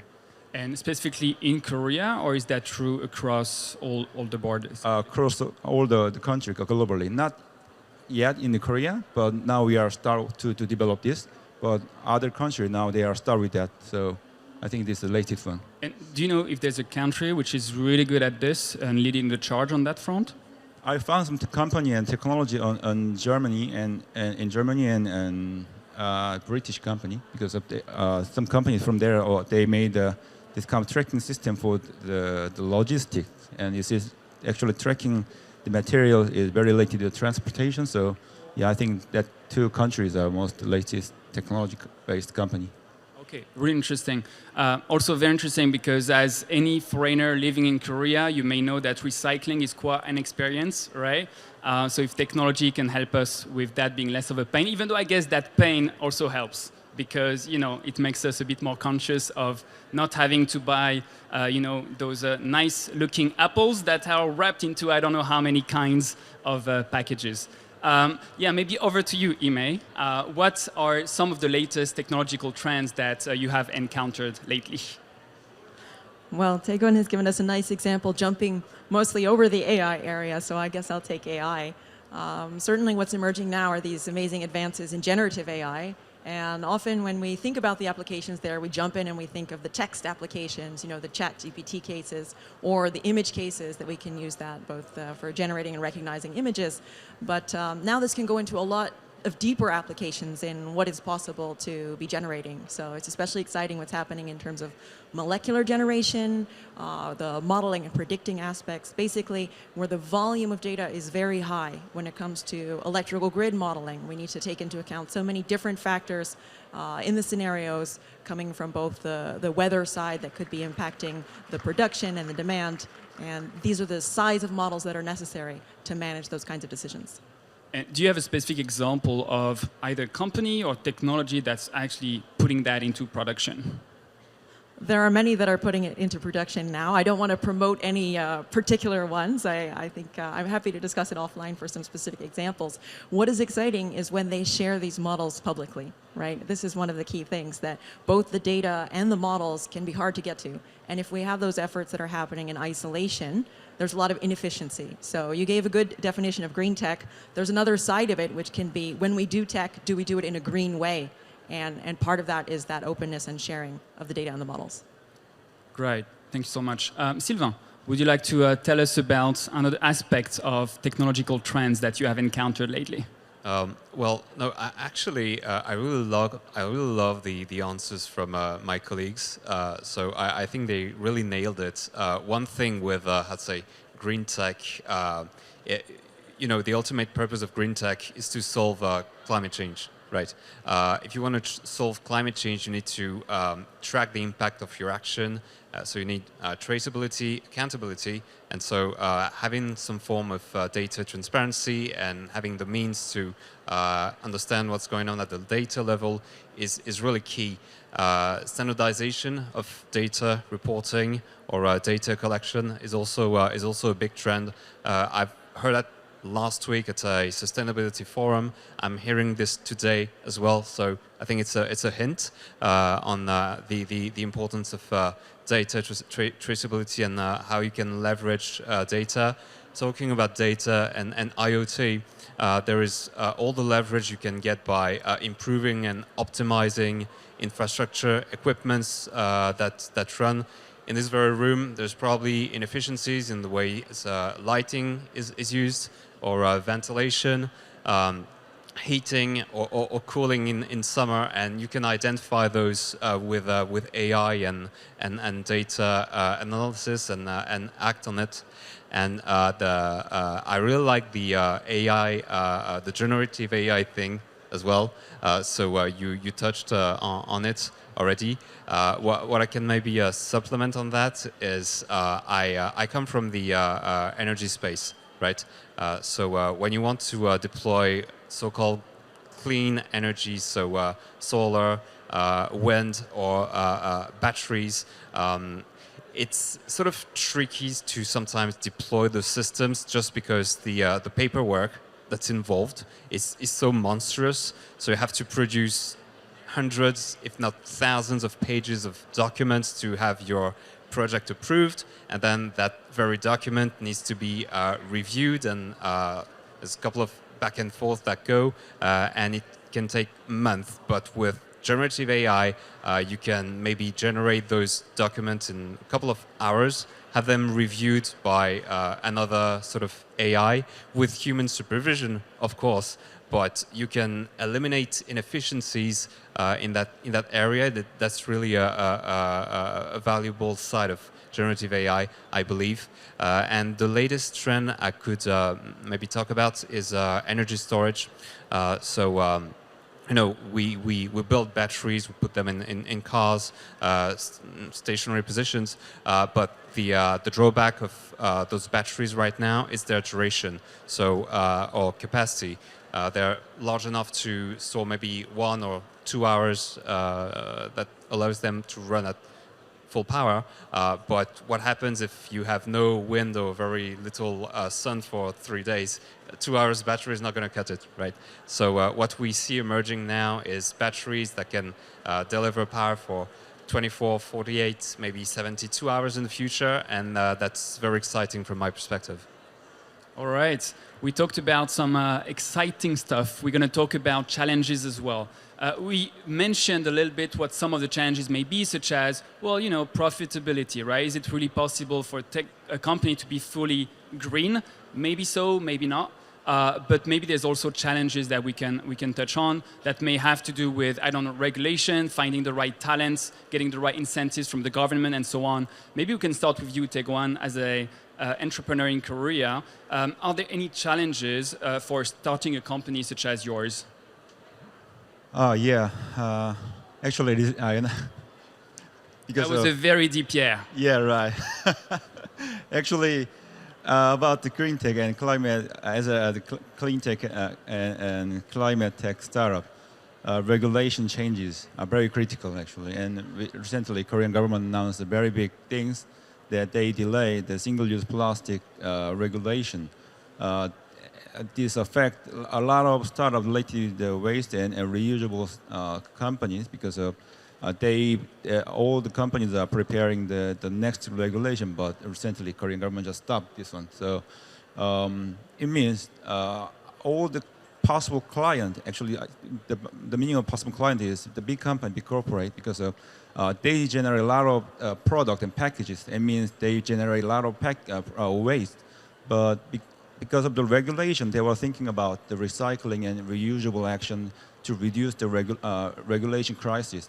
But because the regulation is gone, so they will not pay this area anymore. So this kind of change is very critical for us. But fortunately, global trend of this kind of recycling and waste problem is still going on. So all the country, including the Korea, will prepare soon. So yeah, we just mentioned that we should suffer this crisis at least 2 years. But yeah, this kind of changes are one of the big things. And just one last comment is because of when I mentioned about the economic crisis, so all the companies are focused on their surviving and reducing their economic effect. So this will drive companies' investment decreasing. So I was worried about these things it will affect to the climate and clean tech area. Really interesting. So changes in policies, public policies would definitely be one thing. Sylvain, do you see any challenges on your end? Yes, as a startup every day, and as a young company, our primary goal is to survive, right? And so you need to make money, and the space we operate in, energy. Many of the people we talk with, the sort of legacy players, utilities, grid operators, and so they're used to operate these heavy machinery and so on. And so we come up with software, which is something immaterial, intangible, and they feel like it should cost next to nothing, right? But believe it or not, software is not free to develop or to operate. So that's actually one of the challenges. It's more about educating the people we talk with and being patient, and ultimately it's our job to be convincing. But that's a challenge we can't really ignore. Another maybe challenge is human capital.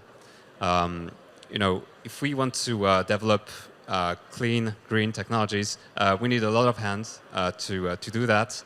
And especially in Korea, it's getting harder and harder to find talented people. Korea is full of talent, but there's just so much competition to get them and retain them within a company. So these are two of the main challenges we face as a startup. Ime? I think there's a lot of challenges as well around the adoption of these technologies and how they roll out in markets. And we have a responsibility there, especially when it comes to the AI modeling aspects I was describing earlier, to communicate clearly around how the models are coming to those conclusions and what are some of the limitations.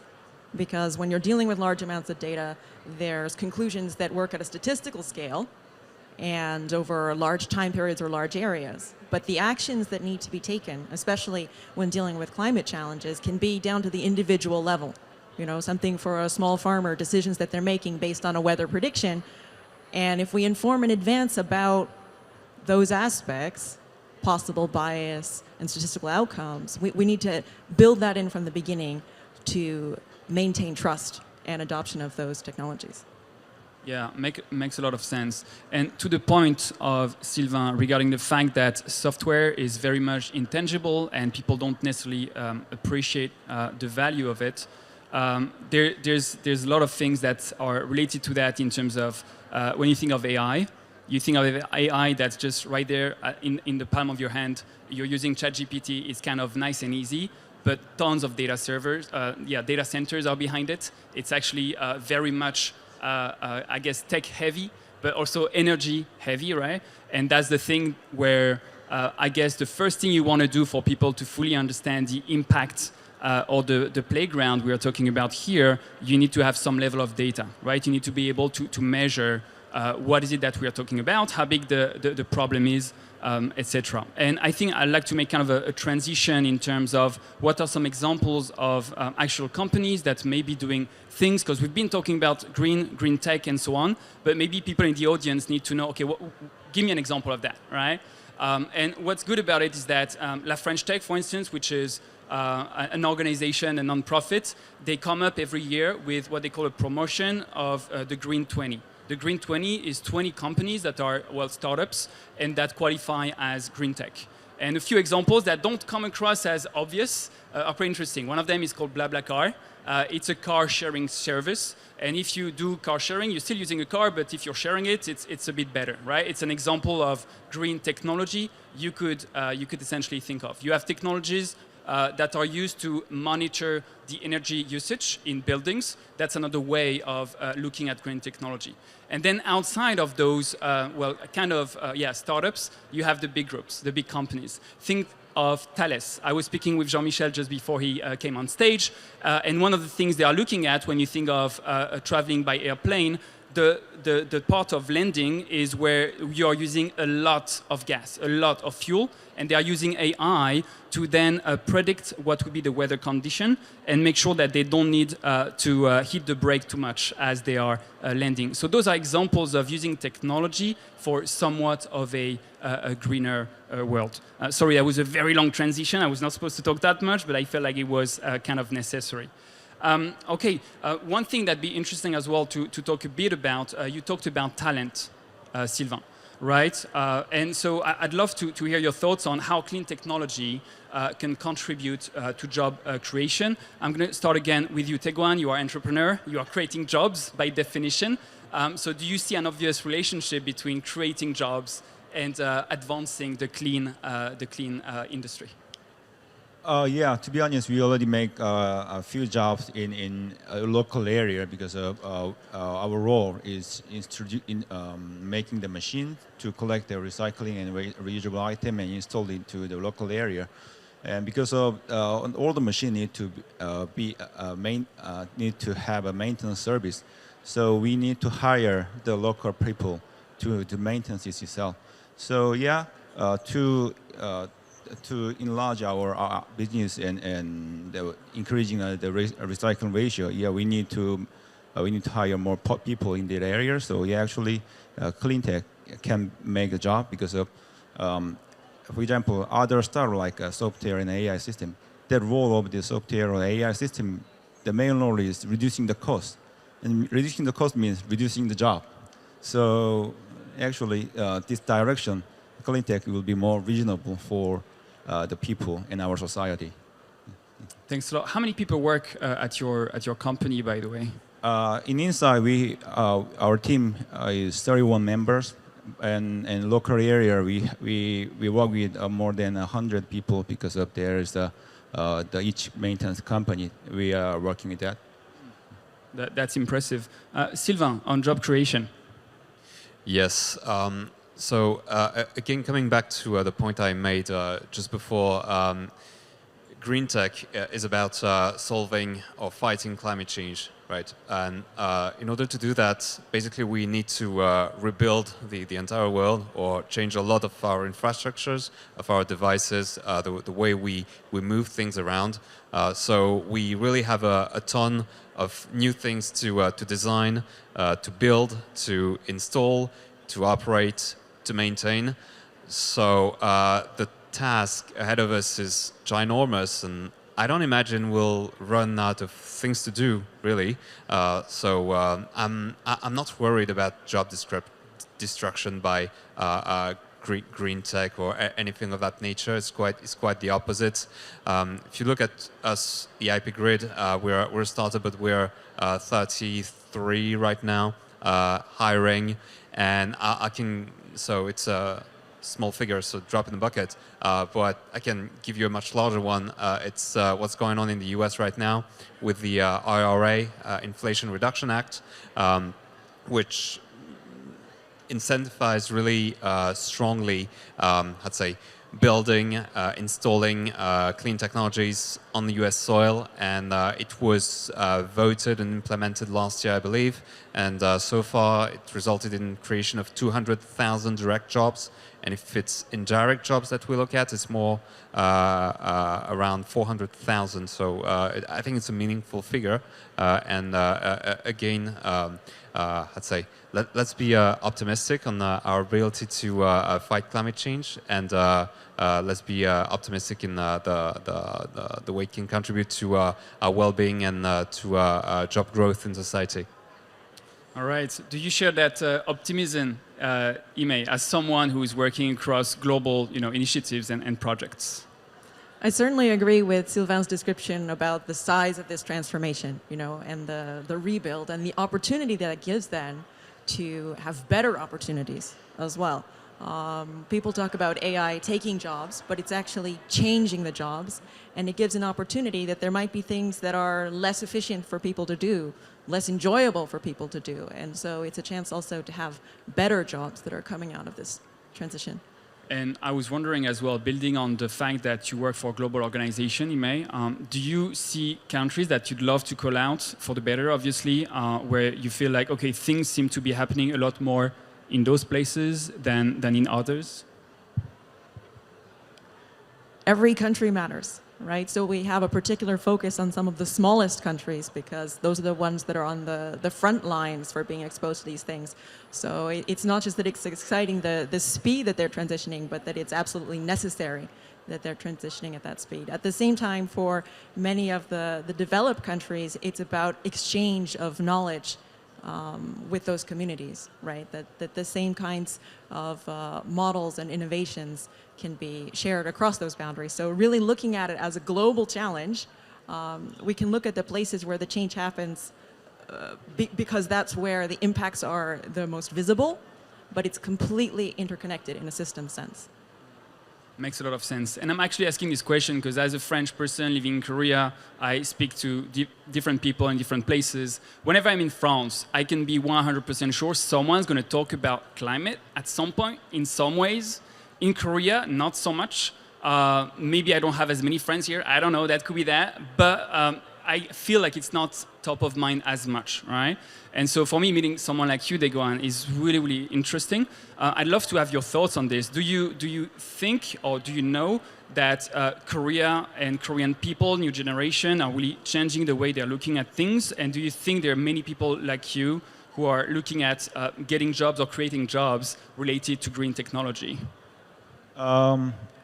Actually, luckily, I had many chances to give a lecture to the elementary school and middle school student, and I was very surprised because when I have a discussion with all the people in Korea, actually because of their life is focused on their survival and their enjoyable time, but the young generations actually they are very interested about and they feel real crisis in their future and climate changes.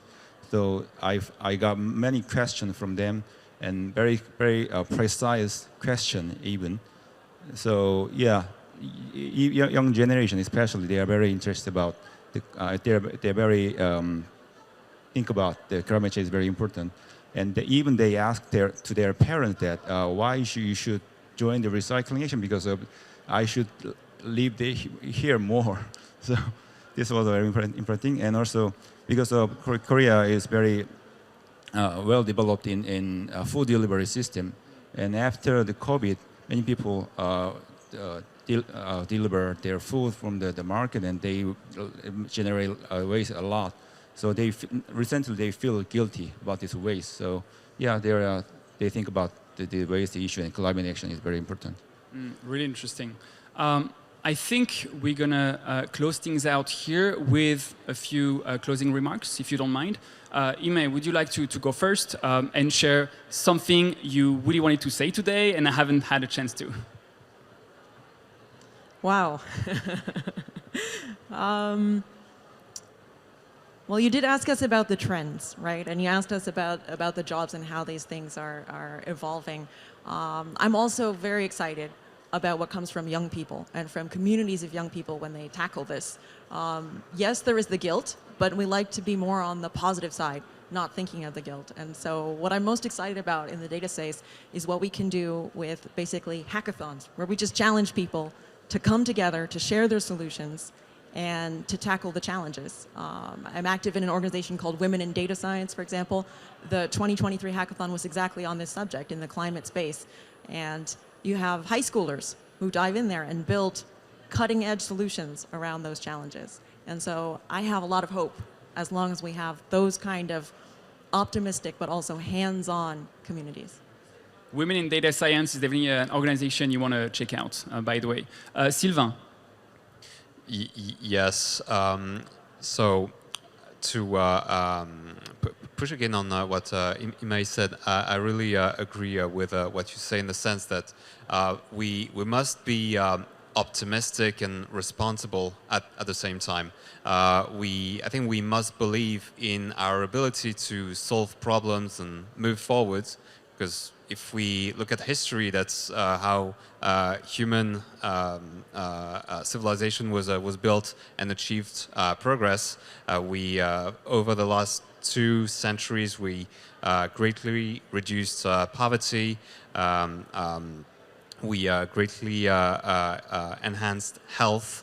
So now the next patient or the next big challenge that's ahead of us is preserving the environment, or at least making sure that it remains, I'd say, suitable for human civilization and human progress.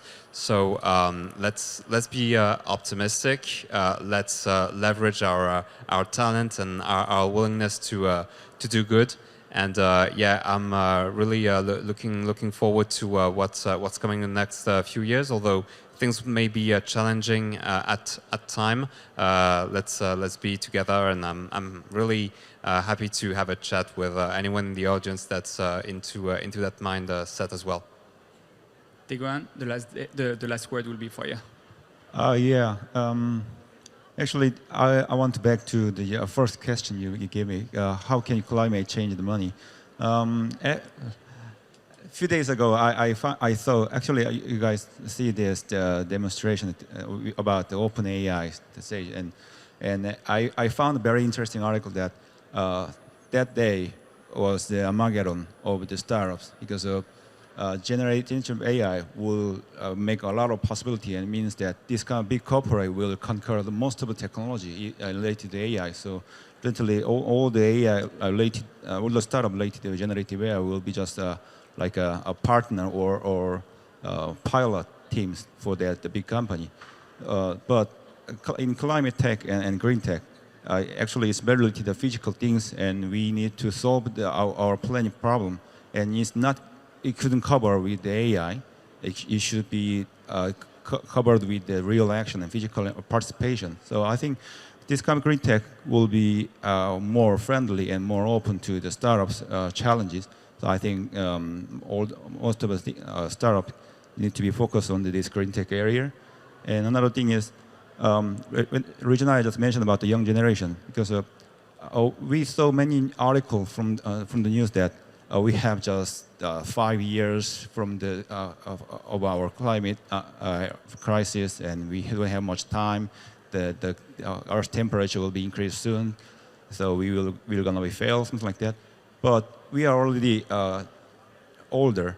But what about young generation? When they think about this article, then I think they will be very negative.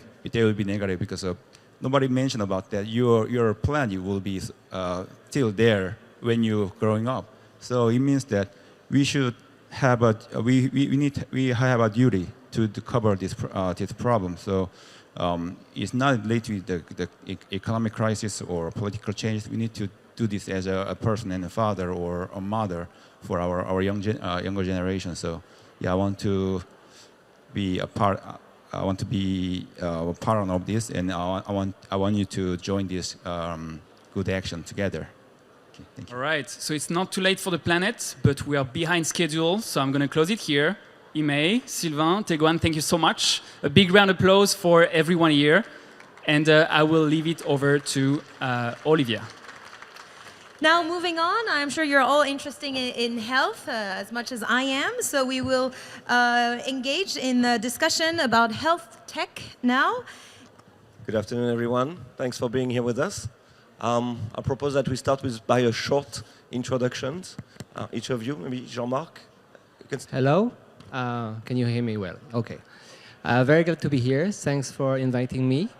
I'm Jean-Marc. I'm the CMO of Barracuda and the CEO also of B-Balance. You can see at the booth down there.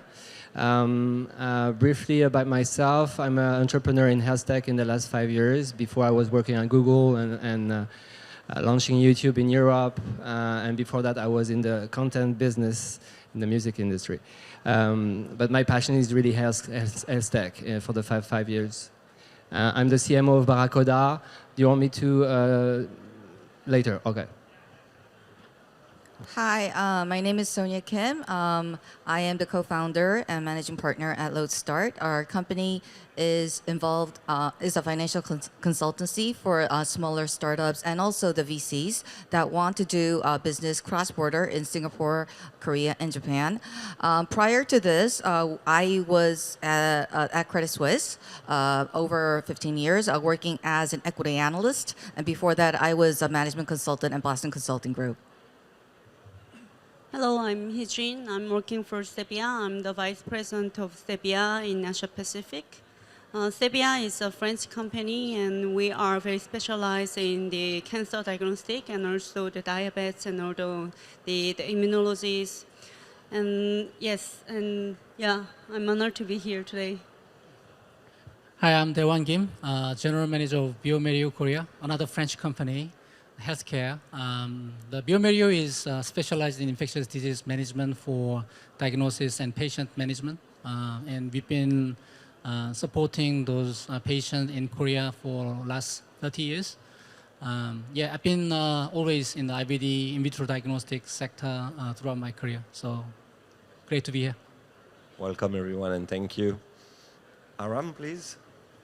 Okay, so we can see that each of you come from some different specific sectors of healthcare or bio devices. So let's go reverse. So exactly what point, how are the artificial intelligence and or machine learning such technologies are being used in your specific industry?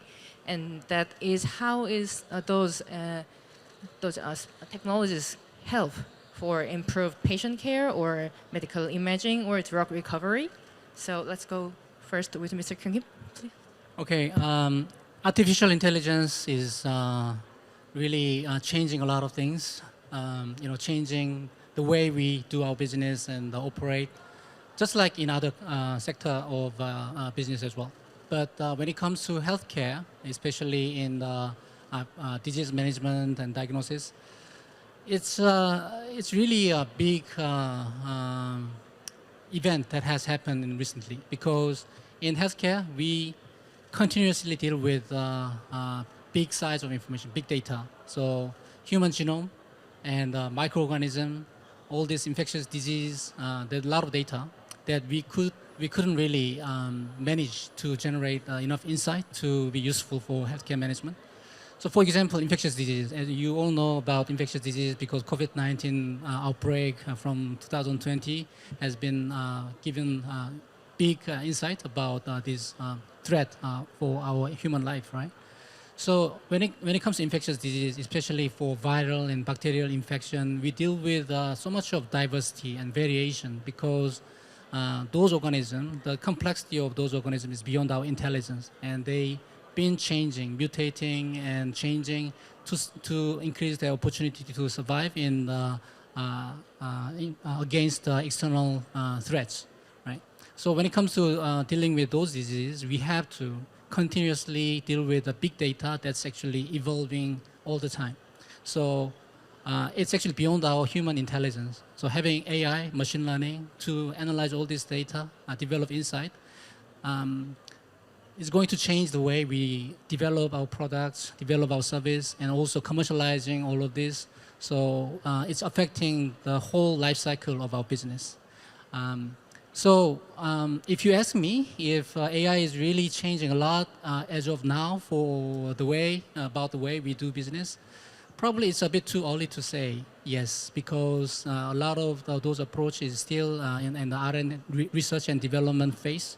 So I would say if there's anyone who's tech savvy enough to think of a good idea to apply AI for healthcare technology, I think it's not too late to dive in. Yes, AI and machine learning has significantly improved and help us to analyze the big data. And for the cancer diagnostic perspective, I think it gives more specific and higher sensitivity in terms of the diagnosis.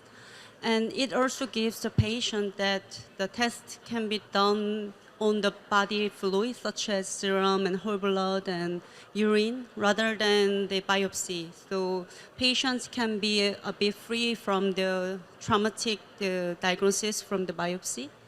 And also, it's not only for the presenting data and analysis data. Sometimes it created a lot of new data for the clinician and pathologist. So this really can help the early diagnosis also for the patient. But the challenge here, I really think, is when we think about the reliability of the misdiagnosis. So is it under the company who developed the AI or the machine learning and instrument, or is it under hospital or clinician? So this, I think, still remains at open discussion. Well, because I'm not in the healthcare industry directly, but I do have clients who are. From that experience, I would say that for smaller startups or smaller businesses, definitely AI or machine learning have actually been like the buzzword over the past few years, especially. I think one of the ways that we see it is that a lot of companies just put like AI word in their presentations just to kind of like make it a bit livelier. The actual type of companies I've actually more seen that are applying would be more of the diagnosis type of companies. For example, the brain-computer like integration type of diagnosis, which actually would be involving a lot of the big data, the quality data actually. So the magnitude of these data is actually some of the key criteria for a lot of the investors to look into, and what the quality is, what the implication would be, what the regulatory environments would be. Some other types of companies that we see are, obviously the wearables, the health life cycle, life companies. Those are a bit easier, and that's maybe a little bit too much. Nowadays, like kind of moving on to the mobiles as well. I'm sure like you've always had, you probably all had like some sort of an experience about it. So on that end, I think definitely on the startup end, this is definitely one of the things that people want to utilize. It's just that I think some of the key questions that they may confront is, so what are the data that you have? Also, what are the implications? And then it actually has to be deliver something that's better than what was before. So what the implications are. And to prove that, I think there needs to be some time for the time being. Yes, AI at Barracuda is at the core of what we've been doing for the last 10 years. Barracuda, in a few words, we're a tech company leading in Europe. We're building innovation for health prevention. We're building connected devices. We're infusing our technology in daily objects for health prevention, right? So AI is at the core of what we've been doing for the last 10 years. When we're talking about health prevention, which is our playground, where we want to have impact, there is different concepts. Primary prevention, secondary prevention, tertiary prevention. You might be aware of this. So let me go with concrete example what we're doing at Barracuda for primary prevention, which is basically how you create good habits. Because our vision is daily health tech, is how we improve daily habits, how we create good habits. This is primary prevention. And we started 10 years ago building a connected toothbrush with AI. to help kids. You know, it's a nightmare for parents, you know, when to learn how to brush your teeth at 5 or 6 years old. So how do you do this with AI and gesture tracking? We started our Colibri startup company with a magic project that we presented in 2014 at CES. And basically with the gesture tracking and the gamification, we can help kids to improve brushing their teeth, where they do the coverage of their mouth and they get super engaged because they play games when they're brushing their teeth. So that's a very concrete example of AI for primary prevention. Let's go to secondary prevention, which is about early diagnosis, okay, of a disease. How we're using AI for another concrete example. One of the startups that we incubated in the group that you can see down there is the B-Balance project.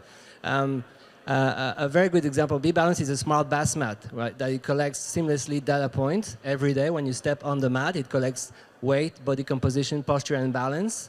And we have a very strong use case for fall risk prevention for aging people. Because measuring balance every day is a nightmare. It's impossible for health professionals to do this. So with our project, B-Balance, with the mat, just stepping on it every day, you can identify lower signals, early stage signals of stability disorder. And this is another very concrete example how we're using our AI, building a predictive score modeling for fall risk prevention. And let's move to tertiary prevention, which is, okay, someone has already a disease, how you make sure you lower down the risk over time. We're working not for a client that is not a startup that we incubated, but for a lab actually very close to what you're doing at Biomérieux, another lab, a French lab that is the leader in the glaucoma treatment. And there's a big pain point for lab, for pharma, is drug treatment adherence, the compliance, because the drop rate is huge. 50% of people are dropping from the drug treatment, and that costs a lot of money. I mean, that's the majority of the cost for our public health. So how do you do this for glaucoma treatment? So with our computer vision technology, we help them to optimize engagement and daily engagement and make sure that the drops is going correctly on the eyes. And this has a strong impact. So that's another example of using AI for prevention, which is our playground at Barracuda. Thank you, Jean-Marc.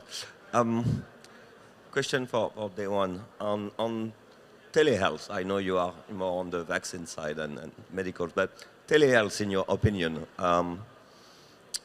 healthcare delivery, patient access, and so on, how do you see these being used, and what are the challenges and opportunities of such technologies? Yeah, telehealth has been a difficult topic in the healthcare community because there was a lot of concern about, sometimes people's ego and the system regulation. So it's a complicating topic. But you have seen that, right? Due to COVID-19, because all the system was disrupted. So we had to find a new way to address these healthcare needs. So these needs actually drove changes. So especially just looking at Korea, right? Korea has been a very conservative society, especially for healthcare system.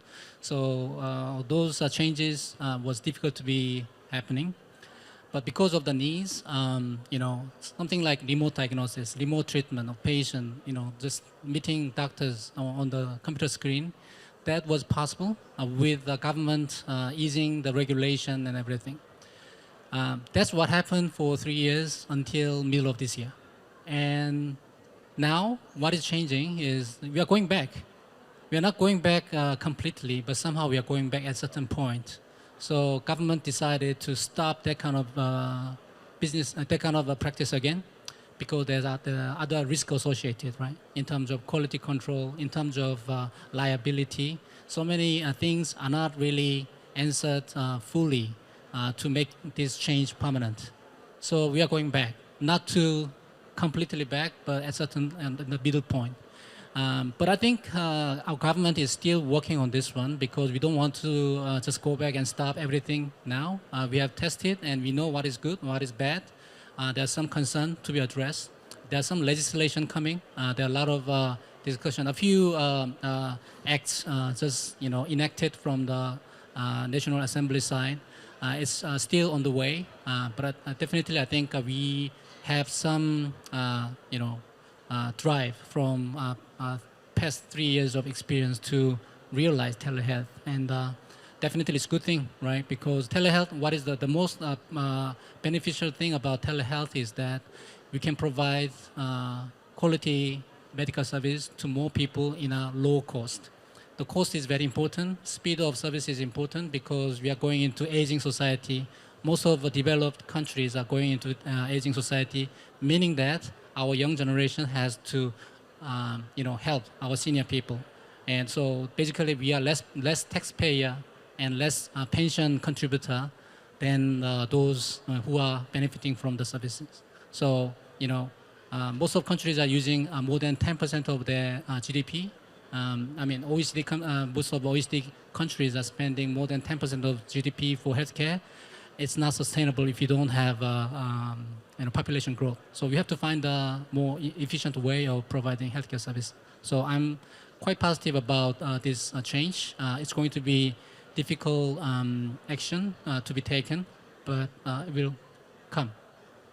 Thank you, and thank you, everyone. Anyone would like to add something on telehealth or has a different opinion on this topic? Yeah, I think it's a topic that could be a bit more different for Korea versus like the US or larger countries.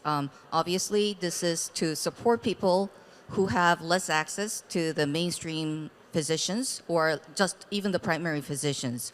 For example, like in the US, if you live like in the middle of Oklahoma, it may take time to get to a physician. Also, to book a meeting is actually quite difficult at times. And also the cost of a lot of the hospitals or the doctors in the U.S. divergent by states, but are usually very expensive. So I think this makes sense for markets that are larger and people are spread a bit more like in the rural areas as well, or the suburban, and the access to the physicians are more difficult. Now in Korea, for example, like you could just walk out here and in the next 20 minutes, you will see a physician, any type of physician. You will also see pharmacies right by the physicians who all kind of like they cooperate with each other. So the telemedicine, which is why it's difficult, is you have like traditional incumbents like the physicians and the pharmacies that may not be very much welcoming your emergence. And during the COVID system, everybody was shut down, so it made sense. Now, so I think this, but in the US it's evolving. So I think one of the ways that we could do is not do like the regular type of flu or cold, because you could always go to like a next door local physician. But maybe you might want to focus more on areas, specialized areas for like the elderly who can't walk, who have difficulty walking outside, etc. So I think more specialized ways of telemedicine might be more effective for Korea, and also there needs to be more social communal agreements on this from all the stakeholders, like the physicians, the users, the regulatory parties, etc. Thank you. Thank you, Sonia. We have to be mindful of time. I mean, you guys are providing really great insights, but we have 20 minutes left and 4 more questions to go. So maybe we can jump to the next one around, please, number 3. Right. I think each of you have covered a little bit of this question, but let's go to the next question, which is how is health tech empowering patients to take a more active role in their healthcare decisions or management? I can take this one maybe first. Well, we at Barracuda, again, we're infusing technology in daily objects to improve practices and daily habits. So we call it longitudinal medicine. That's our own word, which is very similar to what you're familiar with the 5P medicine concept, I guess, where participation is a key P of the 5P.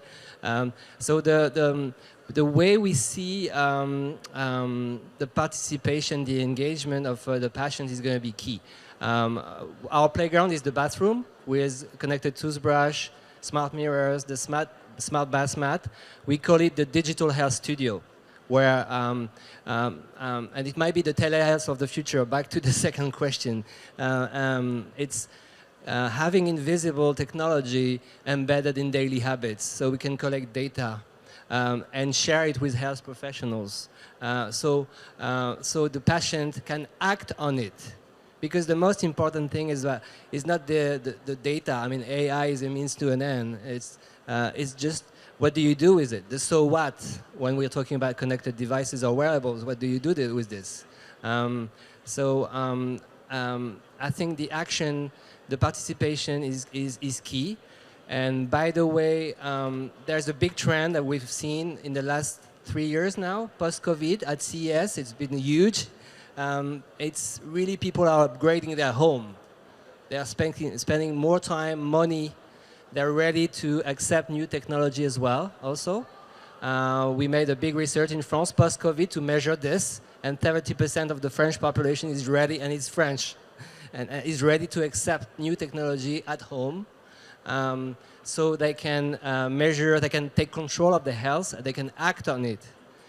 So, you know, for me, this is key for the future of healthcare. Yeah, I think, well, for our company, I think the patient empowerment is, we have a bit different view because we are more care about the cancer patient.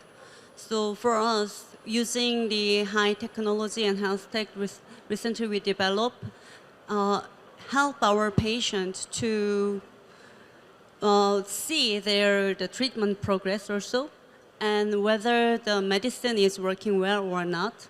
So because it's really high sensitivity and specific marker we can develop with a pharmaceutical company, or so we can develop the software.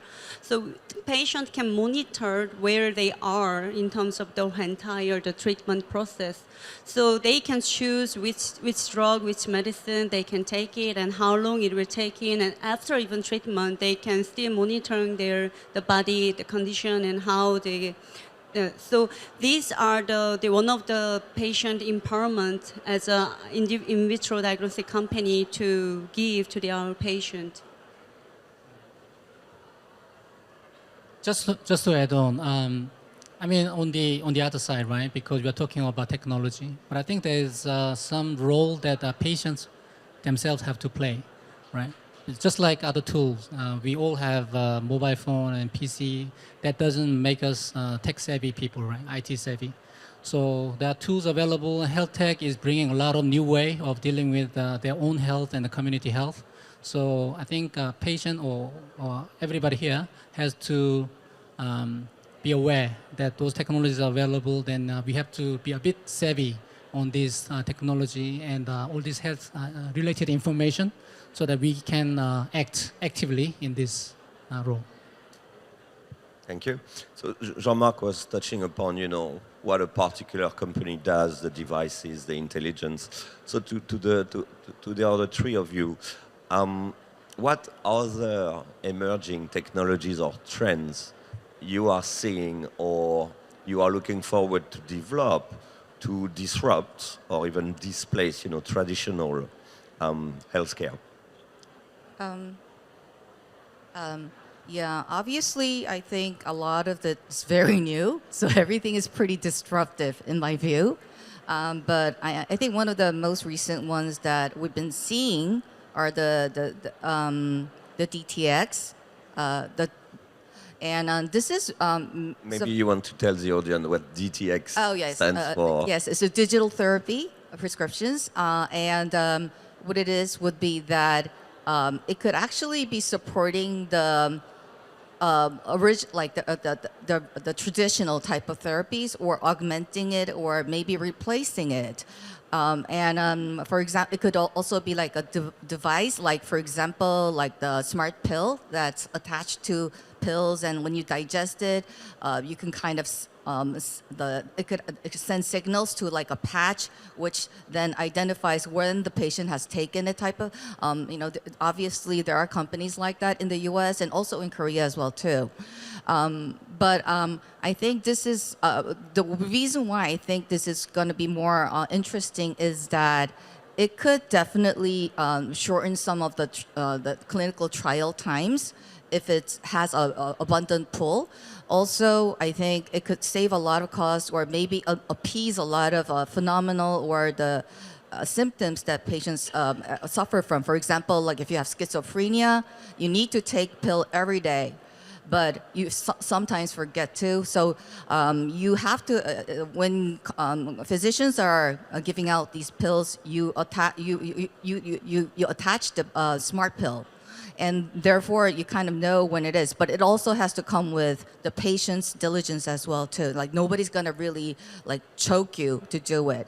So that's one of the interesting fields that I see. And also, if we see this digital health or digital health tech market improving, I think there needs to be some encryption because there's a lot of privacy issues, which would also ask for encryption technologies, masking technologies, or even like blockchain could be also used, et cetera, et cetera. So there's a lot of enabling industries that could also arise with this type of industry.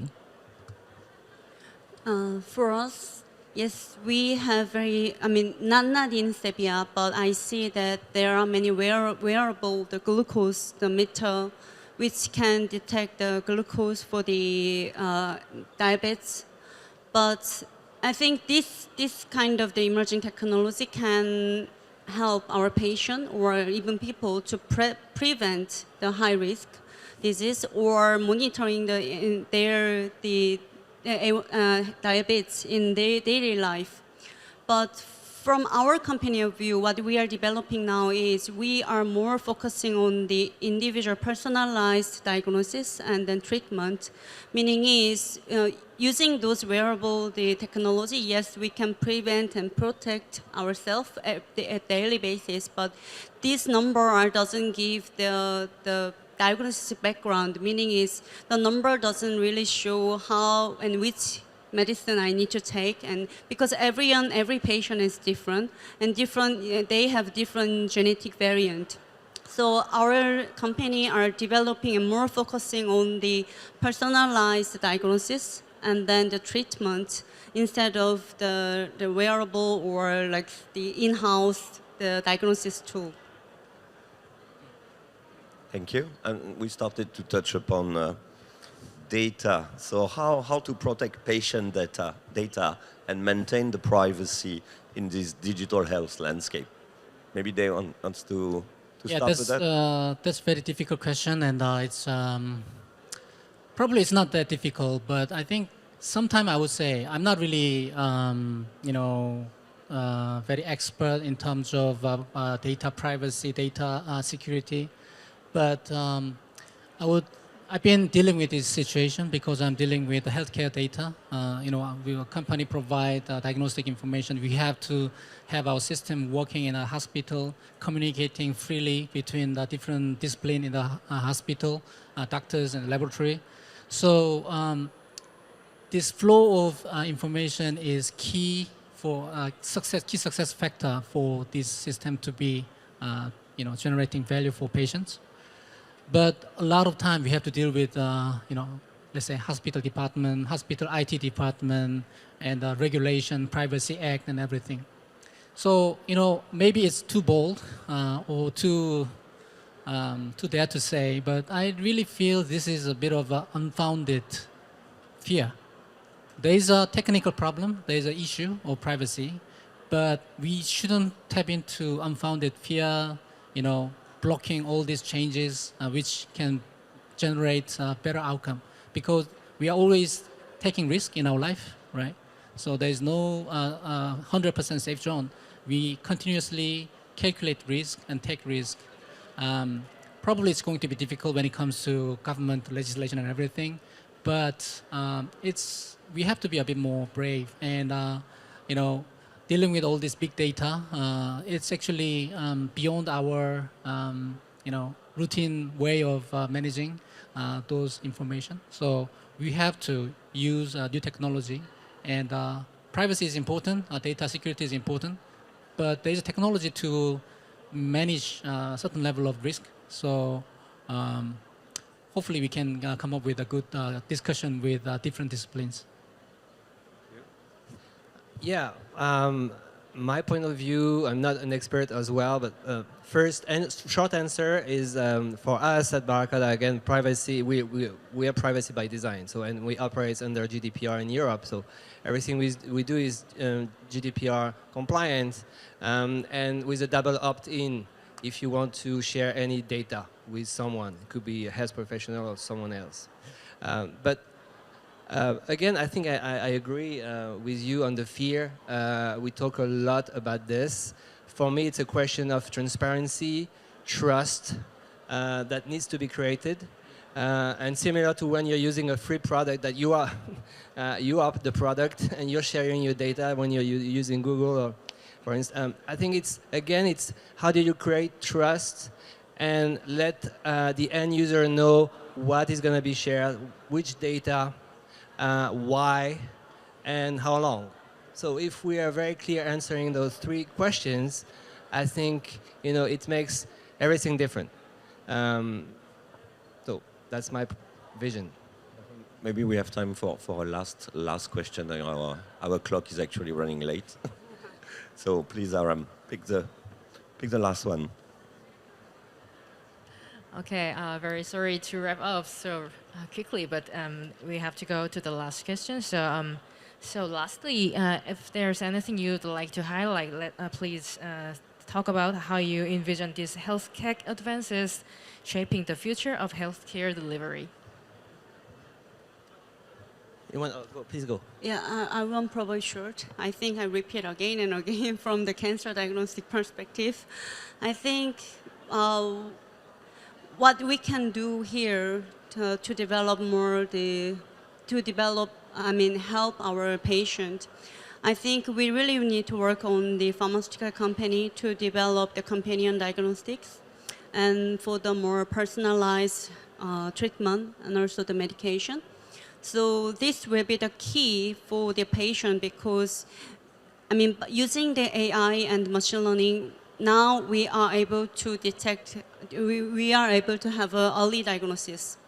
Meaning is there are multiple ways and many ways we can prevent all the disease, even cancer. But what if patient already have cancer, then we should focusing on the individual, the treatment. So many IVD company like Sevilla, we are really working closely with the pharmaceutical company to develop the companion diagnosis. So this will be really empowerment the patient, and this will be the future for the future for our patients to help their health life.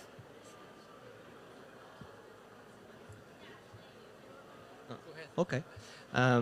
For me, I think a personal note. I think health tech we're just at the beginning. Is gonna change for the next 20 years, and we're just scratching the surface right now. The big thing is what we're trying to do at Barracuda is we are creating a platform as a service called BConnect, so we can enable and fast track innovation in healthcare, building connected solution. Connecting sensors and content provider in different therapeutics areas. And I think this is going to grow super fast. And I think a big challenge in health tech is about funding. It's the time in health tech because it's a different time. It's a long time, and we're coming from a tech background. I'm coming from a tech background as well. We're moving to medical, but building medical device solution is a different different timing. It requires a lot of funding and specific investors that are ready to wait and really understand the play. So I would say, we're trying at Barracuda to enable and fostering innovation with our platform, so we can help entrepreneurs, different digital therapeutics, big pharma, to innovate and build the solution of the futures for patients. Because funding a digital health project today is difficult and takes a lot of time. Sonia? Hi, I think it's definitely a fascinating field that's going to improve the quality of our lives. as someone mentioned earlier, it's an aging society in most of the advanced countries, where they have more pockets to invest into the aging healthcares. We also see more people who are depressed, and there's definitely more to be done on the health tech on that side. I also think there's a lot of like educations that need to be done to rightfully use these type of health tech devices or treatments, and also need support from the government parties, because it is actually supporting the common goods.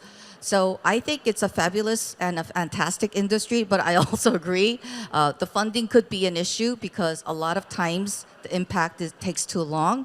So this needs to be more driven by a lot of the social movements or the bigger companies, from my view, and the smaller companies that have the core proprietary technologies. Last remark? Okay, I think the question itself has an answer, because you asked about delivery, right? It's not technology, it's delivery. So a lot of tech firms, they develop sexy technology, but sometimes it has to be really working in the context, how we deliver those technology. Because when it comes to context, we have to think about human behavior, regulation, funding as well. So a lot of things are in play. So for whoever has a great idea of innovating health ecosystem, you have to look into the context. What's surrounding? What is the challenge there? All right, thank you for everyone. And so all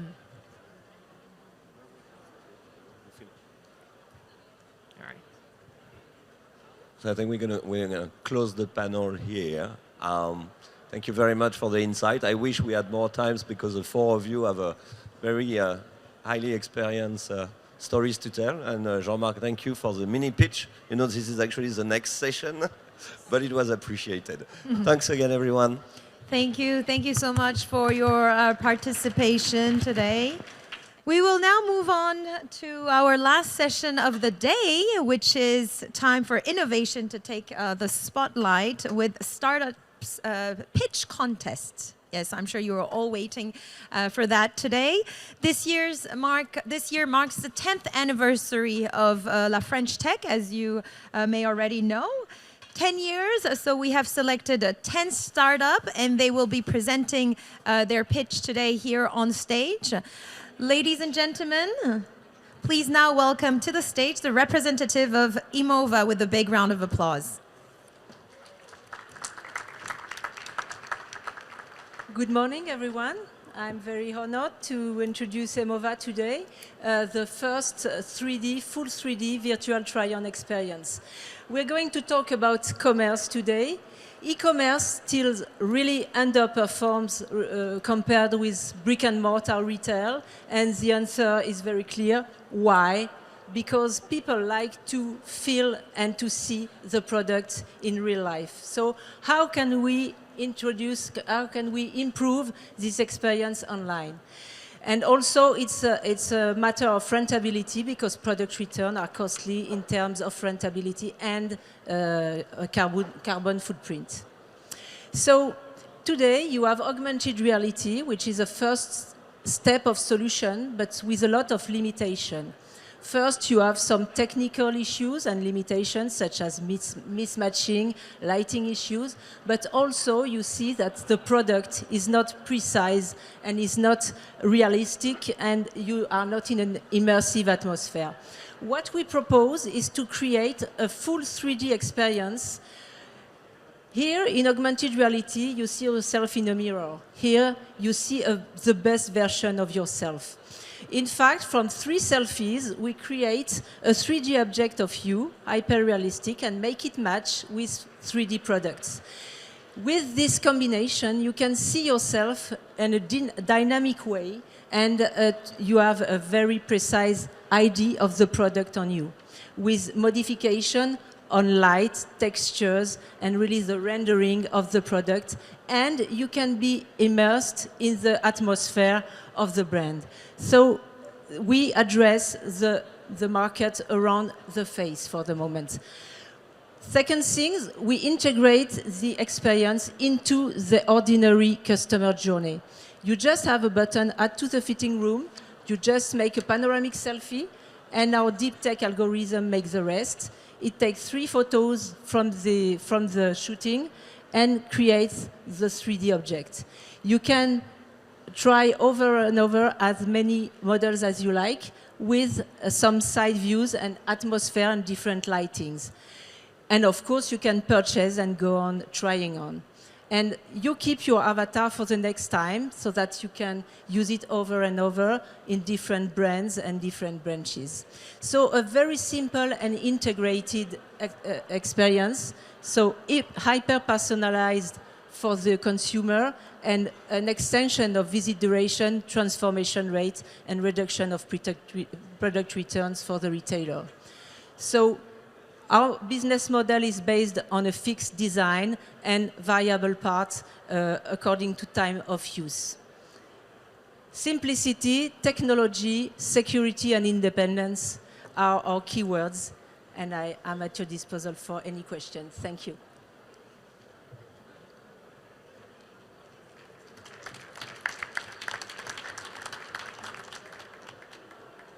Any questions? Thank you very much for the presentation. I understand some big cosmetics company have also 3D solutions, maybe for the hair and so on. So how is it different from maybe other solution already there in the market? In fact, it's the first time you can have very rapidly from simple smartphone to have a very rapid, less than 1 minute, to have your 3D avatar. And you keep it secured in permanence. So if you like your avatar, you can keep it forever. You don't have to create it over and over. And you have the same avatar for the different products. It's transparent. If you have several brands using the solution, you will always keep the same avatar. So it's really simple for the consumer. Can you go with your team introduction back? How, where do your team members come from, or how long have you been established? Absolutely. We are a very young company created in France in 2022, mainly engineers. The founder is a former research and development from Ubisoft, so gaming, and Technicolor, so VFX. So we have the religion of rendering and detail. That's the ADN of the society. And we are mainly have some expert engineers in 3D, SaaS mode, and all the different bricks of that simple experience, but with a very complicated architecture, very complex architecture. So we are based for a part in Rennes, in Brittany, and another part in Paris. And also some people in Turku, in Finland, for research and development and hair. We had a patent for the hair rendering. And so a lot of technicity and also little marketing, because I'm the representative of the marketing today. Thank you for the pitch. Can we have one question? Or? I think time is up, and we have to give I think the microphone to another startup. I'm so sorry. Thank you very much. The booth is just there. But the booth is over there, as she just mentioned. So any questions are very welcome. Yeah. Thank you so much for your attention. Thank you. Thank you very much. And that was Imova. And next startup, please, ladies and gentlemen, welcome B-Balance.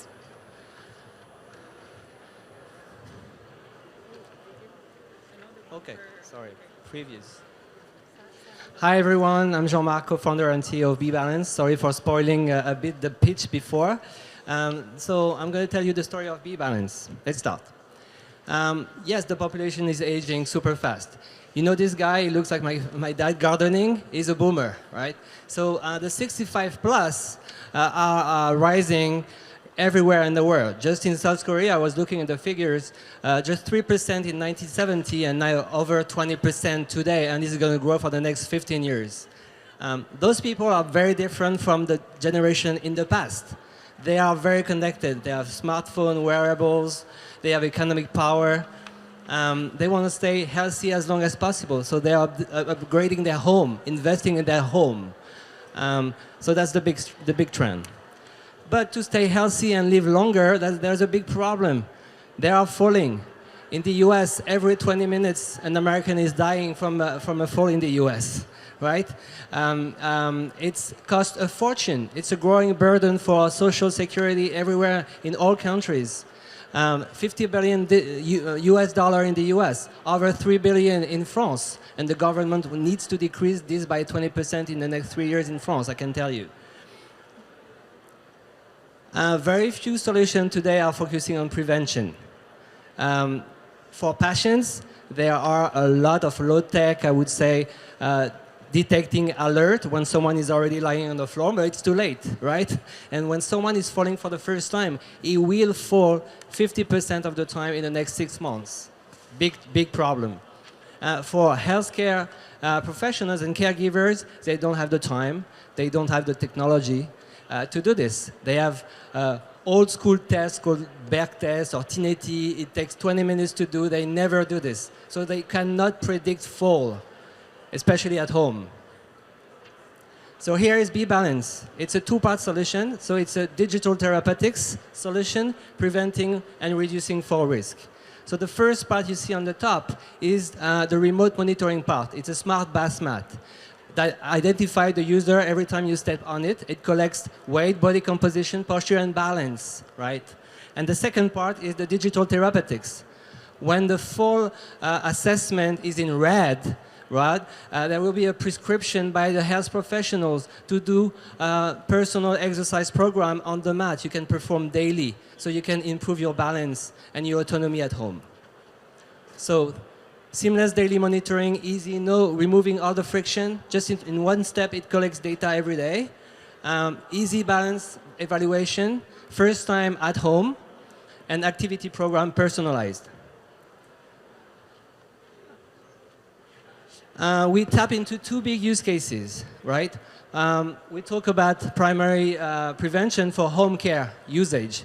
People that want to stay autonomous as long as possible, they will use the B-Balance at home, just to prevent fall risk and to improve their stability and mobility using the digital program. It's like a Wii Fit on a bath mat, right? And the second use case, which is tertiary prevention. Already 1,000 users. And now we are about to build our certified medical device. Our business model is B2B2C business model. So we will license the technology called Footprint ID per different country geo, per users, per B-Balance. Prevention, usability, adherence, that makes us unique. We had 2 CS awards in the last 3 years with a lot of media attention in US and Europe. Strong team of engineers, medical science, strong scientific board. Myself, I'm a serial entrepreneur. And it's been incubated in Barracuda, who has a strong track record in connected health. We know how to scale devices to million users. Thank you for listening.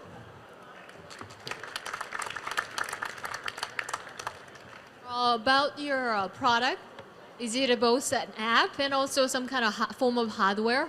It was not that clear how it's used. Yes, it's the hardware is the mat, the smart mat.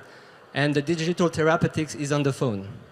And for health professionals, there will be a web console so they can have multiple views for different patients. So that is used for exercise? For monitoring and exercise, for both. So without the mat, Without the mat, you cannot. No. It's a bundle solution. It's a bundle solution of device and digital. then how do you detect the fall when the user is not actually on the mat? We want to prevent fall. We want to avoid anyone to fall. That's the end game. And that will be detected via the app. Yeah, because we have we do a predictive scoring with our AI platform, and by measuring balance every day, we can have low signals early on of people who have stability problems and might fall in the next 6 months. Thanks for the pitch. So you mentioned your business model as being B2B2C. Yes. Can you tell us more about your clients and your growth strategy for the coming months? And Okay. So for now, we started B2C, so we sold the first 1,000 units in the US just to prove the adherence, the daily engagement of users. So now it's time to go B2B. That's why we're here, by the way. But so we already have proof of concepts running in France, in Finland, in Australia, in the US. And the end game is to find the right corporate partner to scale the technology with this partner, licensing the technology platform. But which kind of corporate it will be, we are in 3 verticals. Home care, people, big corporate in home care, in health tech, and in senior living residency. Okay, thank you. Hospitality. Thank you so much. Time is up. That was Be Balanced. Thank you for your pitch. And I will present the next startup, which is QPerfect. Please come up stage.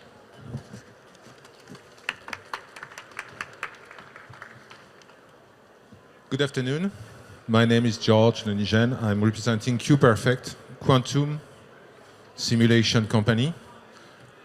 QPerfect is a spin-off from the National Research Agency of France. We are working on a 450 qubit quantum computer. And we have developed a series of tools and software which is able to emulate the behavior of a quantum computer, so that hardware manufacturers of quantum computers and software developers can test, design, and optimize what they are doing. We basically work with very large groups, especially in energy. We were speaking about green tech, for instance, in life sciences, to find new therapeutic compounds. We work also with governments on 2 aspects. The first aspect is, I would say, public applications for climate change, and you have a military application of quantum computing, which is linked to cybersecurity, which I'm not going to mention here. So this is the team. Today you have, on this team, you have theoretical physicists, you have mathematicians, you have experimentalists. This is one of the best teams in Europe and in the world. We are involved in many different projects with many different governments today. We have developed a quantum circuit simulator which has among the best performance in the world right now in terms of power, but also, and most importantly, in terms of fidelity.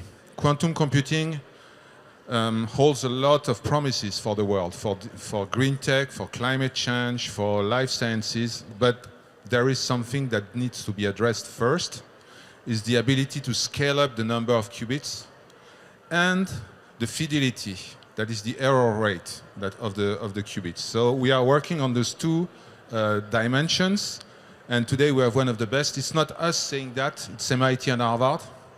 They are actually benchmarking all the solutions, and we are very proud, as a French company from Strasbourg, to be among the best solution out there.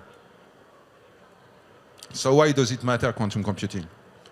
It matters for catalysts, for pesticide.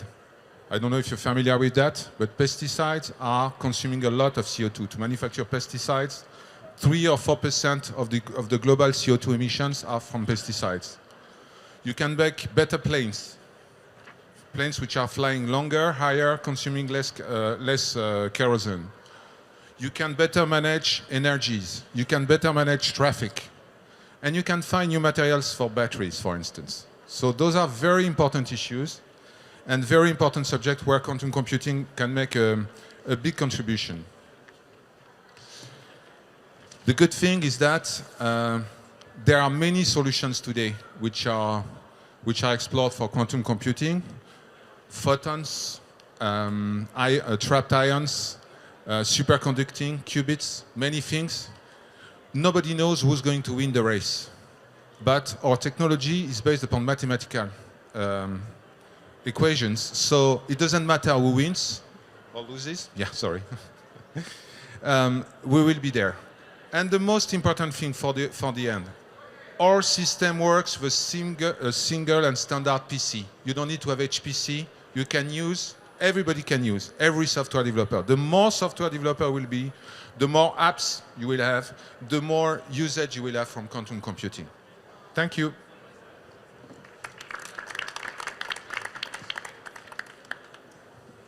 It sounded like quantum computing for all industries, but for non-domain people like me who doesn't have the domain knowledge of it, would you give us a case study of how your technology helped the industry? So we are working with a very large German chemical company. This company wanted to have to imitate the behavior of bacteria, you know, because bacteria can transform some chemical products and create pesticides, okay, and fertilizers. And this is a very, very consuming process. With quantum computing, you can reduce the time necessary to find the new chemical compounds. And when I say reduce, it's like dividing the time by 100. Okay, so you can go faster. You can go faster also to discover new drugs. Today, the pharmaceutical industry is screening many different candidates. It's a sequential process. With quantum computing, you can fold, you can try, you can simulate, and you can win a lot of time. So during the next pandemic, because we will have one, quantum computing will be there to help scientists to go faster to devise new compounds and new therapies. Yeah. Do you have traction in Asia, in Korea? Commercial A lot. traction? Can you describe a little bit? Or? So actually we are in Asia, so it's mainly governments who want to work with us, because every government, including the Korean government, have announced big plans around quantum computing. So the Korean government is going to invest $2 billion over the next 5 years to be among the top 5. So we work with governments, and we work also with big energy companies here in Asia. We have been contacted and approached for that, for chemicals today. There are many applications to quantum computing. Chemical is only one of them. You have finance, you have many different stuff. Yeah. I guess time is up. Thank you very much for your presentation. That was COMEUP. And now I will invite Aptero for the next presentation. Hi, everybody. I'm Cedric, the CEO and co-founder of Aptero. When was the last time you had fun in a training? Usually, when we speak about training, we imagine PDF, learning with many words. It's very boring. And that's why today, 72% of the students felt less engaged in lectures. So learning is now very challenging because you have TikTok, Instagram, all these AI curation tools that gives you the one to scroll. So it's super stimulating. So how do you make a training session stimulating? That's the big question. Now you have a lot of new tools with ChatGPT and so on. So what we do is we empower imagination in this world. What we do is we empower teachers and training instructors with an AI-integrated chatbot within immersive 3D experiences. So how does this work? So for example, Paris Airport wanted to have, they have a lot of jobs. They have a lot of jobs to describe and to explain. So what we do, we make a full virtual space about all of Paris Airport jobs, and you have an AI in front. So now when you want to discover about Paris Airport jobs, you just go there, you say, I like talking to people. Which job should I take in Paris Airport? And now they would say, oh, you should be a marketer in Paris Airport. And you would be able to see the job, be directly inside Paris Airport, and be within the job itself. So this is just an example of the Paris Airport job, how they use our solution. And there are many different use cases. Like another one in China, we are working with a Chinese university where the students want to learn about the solar system. So how do they learn about the solar system? Now they find themselves the planets, they organize themselves each planet, so they know the solar system because they have made it. So now they made the lesson themselves and they don't learn the lesson for a teacher. So this is why students will prompt engineer their own AI, they will visualize the solar system and they will remember everything because they have made it themselves. So that's the way we want the students now to learn, is to make the lesson instead of the teachers, and the teachers supervise them. So who are we? We are a French startup. We were built in 2020. We provide immersive learning experiences to both companies and universities in Korea. So we are fully web. So it's a fully web immersive space that we provide to everybody. And we have now branches in South Korea since last year, thanks to a government program in Korea. So we were lucky to win many prizes also in Korea with the French Chamber of Commerce, FJCCI. Thank you very much, FJCCI, for nominating us. We have been in MBN News. We have been also the winners of the Best European Co-working App and the Facebook Challenge back then. So we had a long track, and we have been used by many, both corporates in France and Europe, and both universities in Korea. So our goal in Korea is really to grow into the educational market and to allow any people and students in Korea to learn about how to make your lesson yourself, how to learn about AI and new technologies. So ESG means a lot to us as well. This is Tech4Good, so this is very important. I think, in a nutshell, how we solve this is in 3 different sectors. First, environment. We use only 100% renewable servers. So we work with Scaleway, which is a French server company, and they have only hydrogen-based servers. Then social. We work with a lot of different students. We want to reduce the low engagement, as I told you before, in universities and in high school. We want to make it as interesting and stimulative as TikTok. So we plan to make a lot of lessons and a lot of new programs in Korea. And finally, governance. We really want to ensure inclusivity and accessibility to everybody in Korea. We are opening a new branch office in Jeonbuk, which is in a regional area in Korea, region in Korea. And we are also giving a lot of incentives there. So thank you very much for listening to me, and I will take your question. So it looks like your team is already at some stage of generating actual revenue. So can you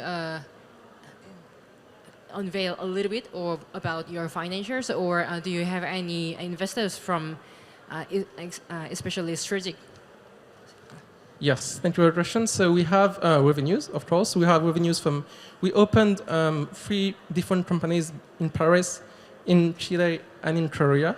So have the revenues in all of these regions. So I cannot tell you the exact number because we don't want to study this, but we can tell you the amount we're raising right now. So we have raised the pre-seed with the Sandbox last year, and we're raising now our seed round this year for a 10 million valuation. So one question at the stage that it seems you're already successful with some very nice experience. How you see your model being able to address all the needs, so beyond learning, for example? Do you foresee any potential for your company? Yeah, that's a very good question. So actually successful, I hope. I'm not sure I'm very successful, but I hope to be. What we aim to build is a tool that is as simple and that is as accessible so that any student, any people can learn how to use it, which means any person in this room could make their own training about AI the next day. So they could make anything themselves because it's super simple. So that's the goal we have, and by this we have an impact in the full world, because if you meet someone and the next person says, oh, I learned about AI thanks to your space and thanks to how you organize your virtual space, then we'll have succeeded in our goal of the company. I have a quick question. What is your revenue model for this? Yeah. So the revenue model is a co-development fee. So we work with mostly corporates and universities in co-development. So this means they help us telling us their needs, and we help them with telling them how to do it, and then they learn the tool, and then we have a monthly and an annual fee to co-develop together. Okay, time is up. Thank you very much for your pitch. And now next presentation will be IMBDX. Please, ladies and gentlemen, big round of applause. Nice to meet you. My name is Peter Moon, CEO and co-founder of IMBDX. It's an honor to be here to introduce IMBDX, standing for In My Blood Diagnostics. IMBDX is a liquid biopsy company. Liquid biopsy is a test using blood to detect cancer. Liquid biopsy is changing the paradigm of genotyping, monitoring, and screening of cancer. As cancer cell grows from mutation to cell, DNA is fused to blood. We capture circulating tumor DNA and analyze the genome of cancer and provide information such as resistance and response of a drug and recurrence monitoring in a safer, better, and faster way. IMBDX has developed a product portfolio that can diagnose cancer, the entire cancer life cycle. Cancer Finder enables early screening of cancer for normal people. Cancer Detect enables recurrence monitoring for stage 1, 2, 3 cancer patient.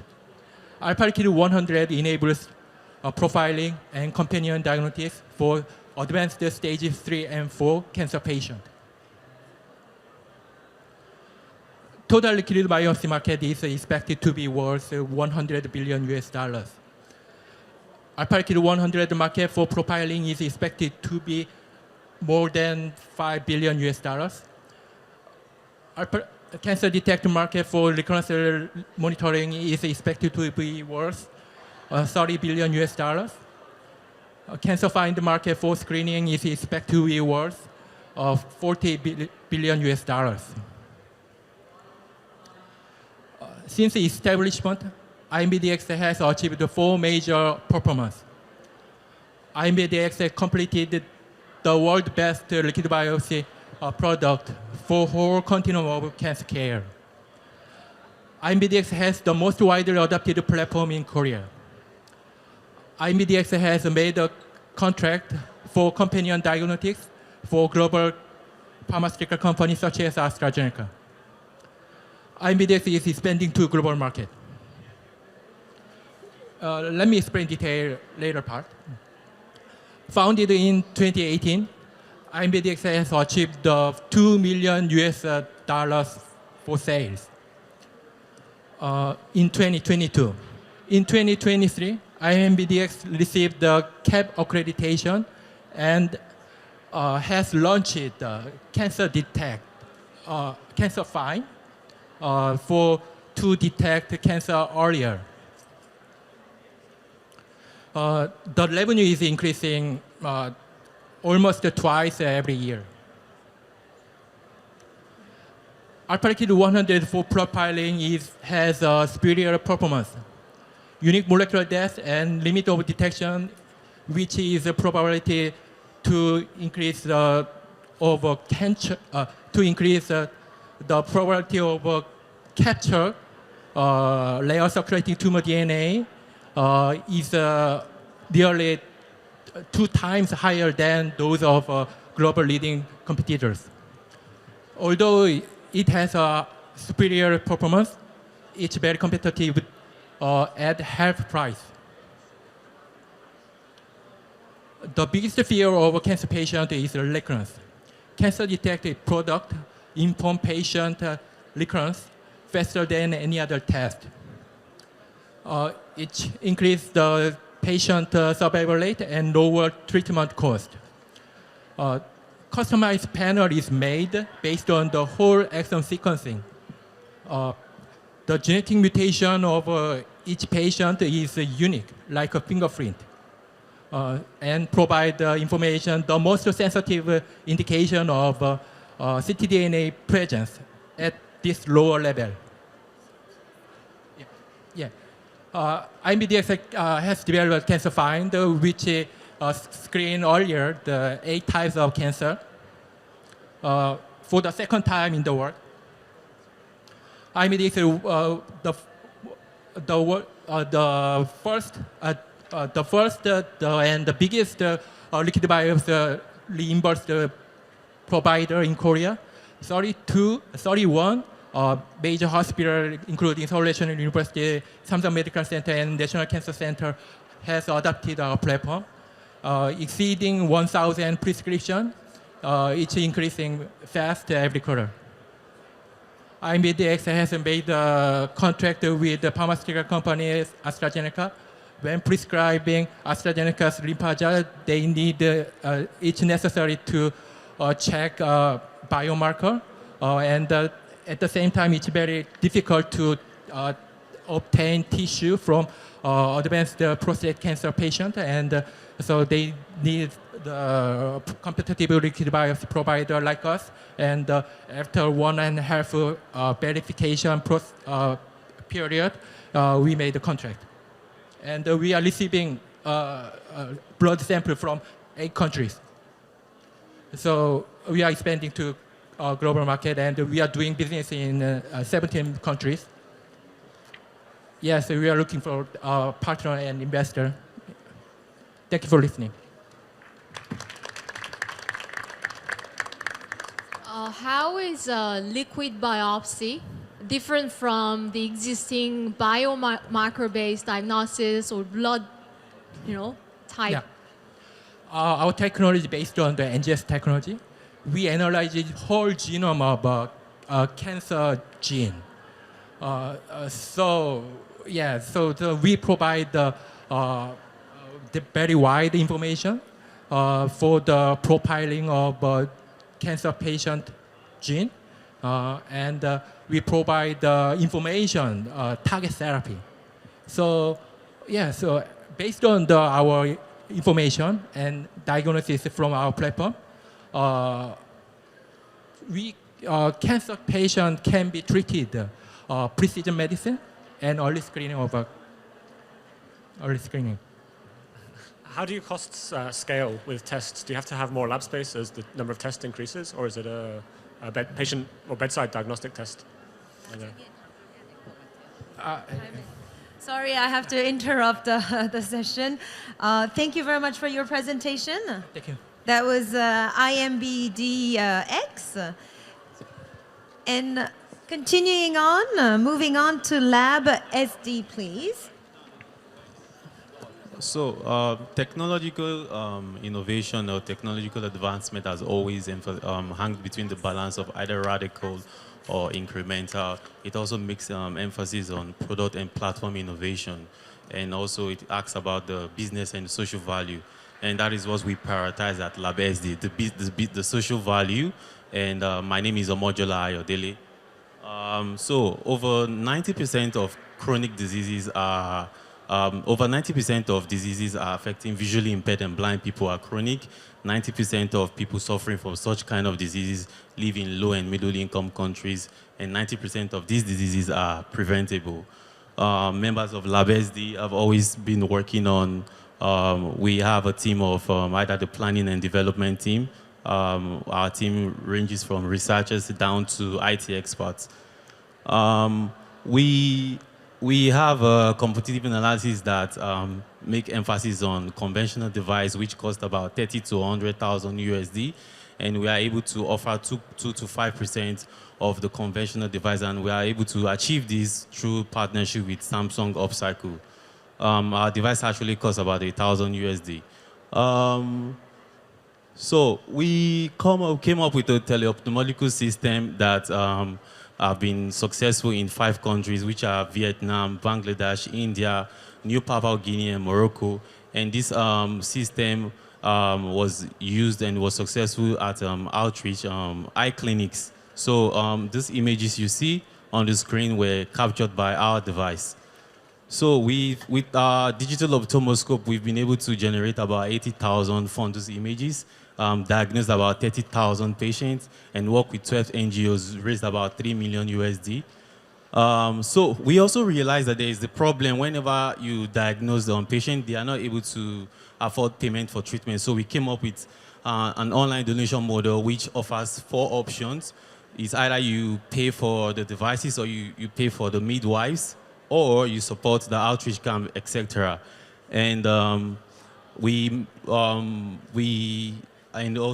are focusing on just 3 countries now: Vietnam, Bangladesh, and India. And through our subscription base, we've been able to raise about $1.6 million. And in devices, we've been able to raise about $1.2 million. So our goal to 2030 is to have 1 device at every 50,000 population by 2030. And we realized that there's a high relationship between poverty and blindness. The higher the poverty rate, the higher the blindness rate, the higher the poverty rate, and the lower the blindness rate, the lower the poverty rate. So we hope that, we see iLike as an ecosystem whereby we work with organizations from various walks of life, and we are encouraging you to come be a part of us so that we can make the world a better place. Thank you very much.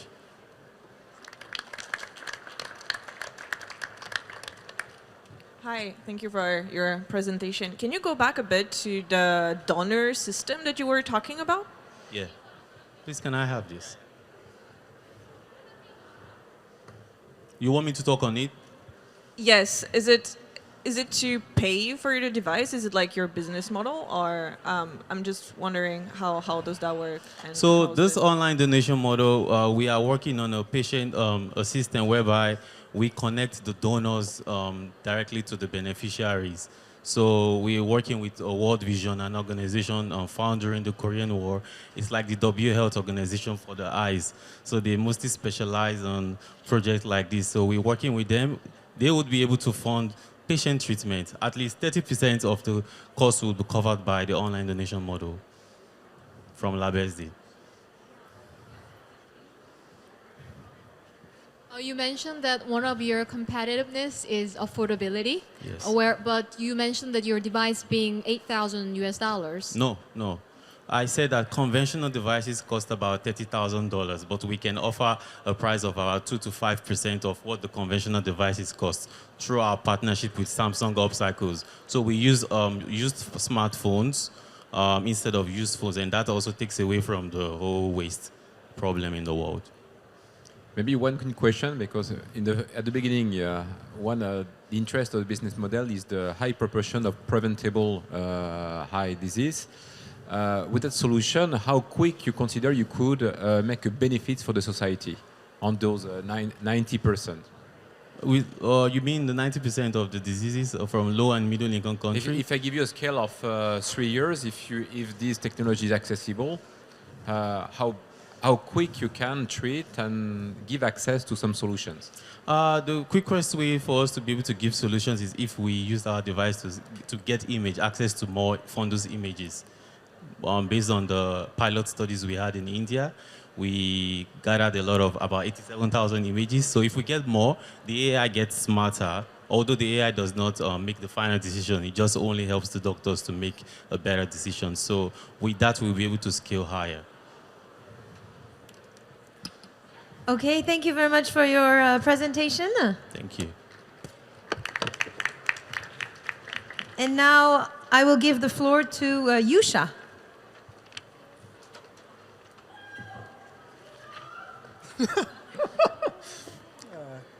Hi, everybody.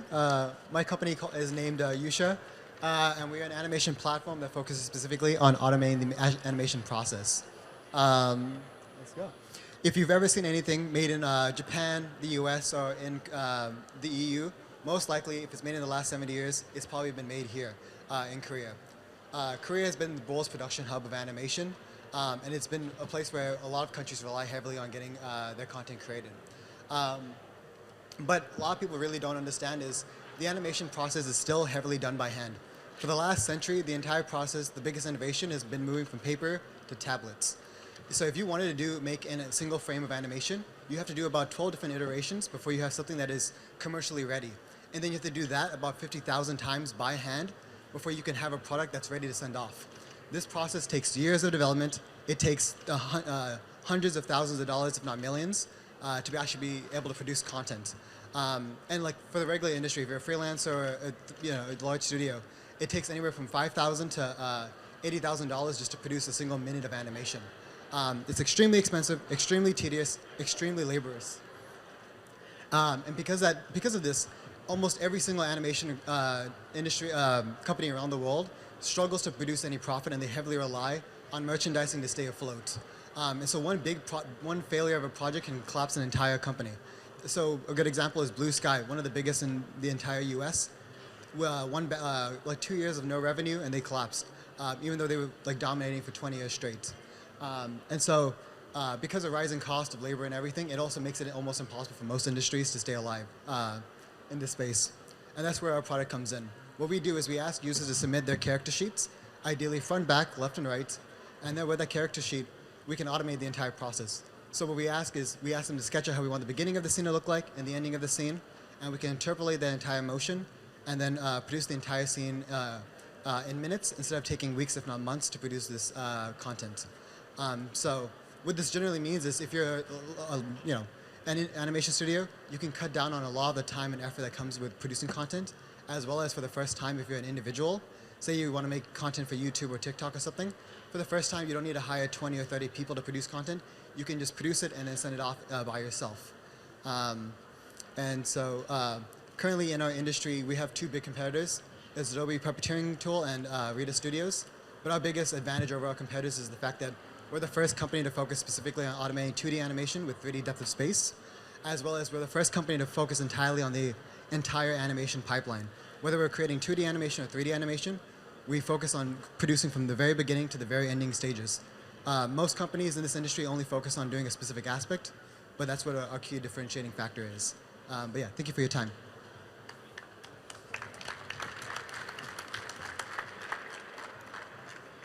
So how do you have any evidence on that your product shows better the quality compared to the current process or competitors? Yeah, so we released our product last month, and I started this company this year, so we're extremely new stage and early stage. So the quality is not what we're focusing on right now. So there's two routes we could have gone, is focusing on quality or focusing on speed. So I chose to go down the route of speed. And so a lot of the companies that we've been talking to, they also view the same path as what we're trying to solve. They can have animators go in and do tweaks and do edits onto their work, but getting it to be done faster is what's the main pressing issue for them. And so ideally, I wrote all the code myself initially, and I've hired a bunch of people to help me update my code. We're going forward, we hope on making the quality better and improving as time goes on. The use case that you just demonstrated, it looked a bit, the system captures the silhouette of what you want to demonstrate, and there should be some kind of retouch by actual people, or it's completely automatic? Yeah, so what we do is we completely we automate the entire process of just making the scene, but the goal is not to be the final product. If the user doesn't like how it looks or they need to do touch-ups, what we're doing is that we break everything down to its contours and allow individual people to pick out the contours they don't like and re-edit them or redraw them if they want. So allowing people to have full control over their artwork. Just what we do is we just create those assets in frames as fast as humanly possible. Are you currently funded right now, or? No, so my goal was to release the product, which is what we did last month, and start doing traction. And my goal is within these next 2 months, try to get more and more traction on and sign on more companies, and then hopefully start finding people to help fund us. But yeah, this is my first time, so I'm completely new to this. Is it a SaaS model? Yep, we have 3 different plans. We have a free model, individual model, and then a business model. Okay. Yeah. Thank you so much for your time. Thank you very much. And now we will give the microphone to TNR Biofab.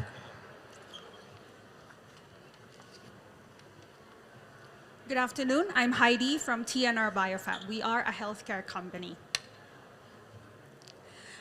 Over the last 18 months, the world has seen 2 groundbreaking surgeries. David Bennett and Lawrence Faucett received a genetically modified pig heart as a replacement for their failing hearts.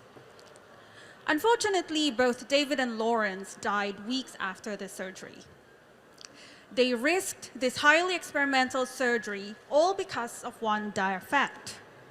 We are facing an organ shortage crisis. Did you know that just in the US, there are 17 people that die each day waiting for their turn for an organ transplant? The stats worldwide, it's 10 times worse. But what if in the future, well, not next year, in the near future, we can print organs like the heart or a liver or a kidney on demand and at scale? Wouldn't that save so many lives? No need for pigs, no need for these risky experiments. Probably some of you are thinking right now, isn't that science fiction? Well, scientifically, it's not impossible. Over the last years, we have dedicated our business in TNR Biofab to bringing organ printing closer to reality. What do we really need?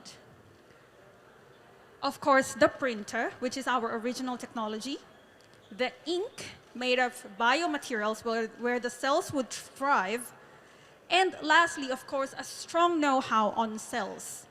But let's not dive deep into this. First, in order to create a truly groundbreaking solution, what is really the challenge? Well, surprise, surprise, the organs are inherently extremely complex.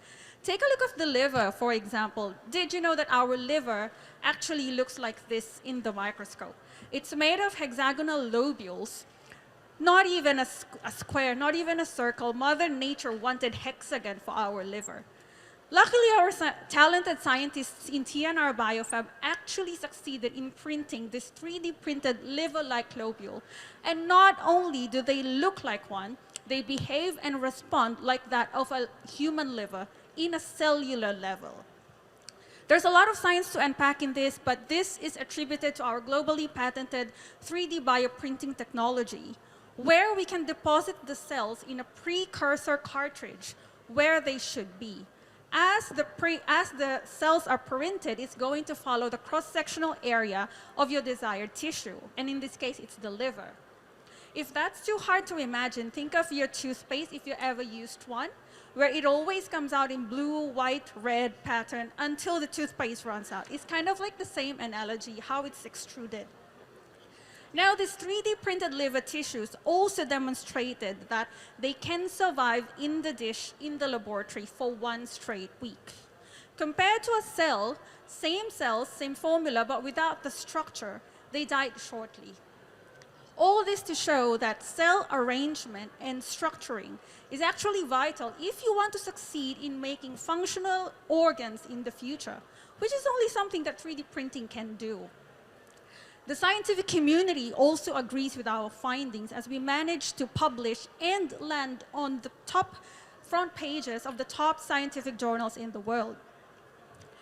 Okay, so you're saying, okay, good job, but that's not an organ, right? So it's just a tissue. How is that going to benefit us? Well, this is one step in how we change how we screen drugs in pharma. Instead of using animal models, we can use these human-like liver tissues, which actually resembles much more of what we have in our body, rather than these animals, thereby potentially increasing the success of many clinical trial drugs in the pipeline. And also, because this is 3D printed, we can make more of them. That's it. Thank you for listening.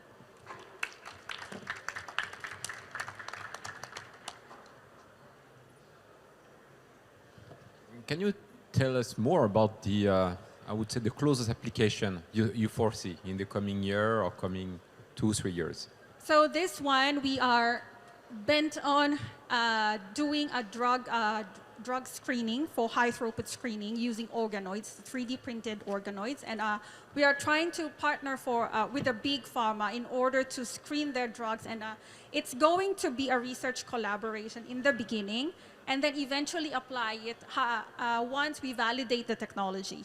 However, this is just one of the businesses that we're doing. So because we are a 3D printing company, so we are actually in the business of medical devices as well. No cells, so then it's much easier to enter the market, and biosurgical solutions. And then, of course, this disruptive solutions where organs and cell therapy. These are all, anyway, the core technologies needed for organ printing in the future.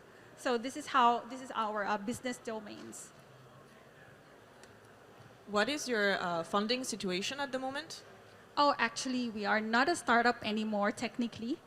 We've got a lot of investments already in Korea.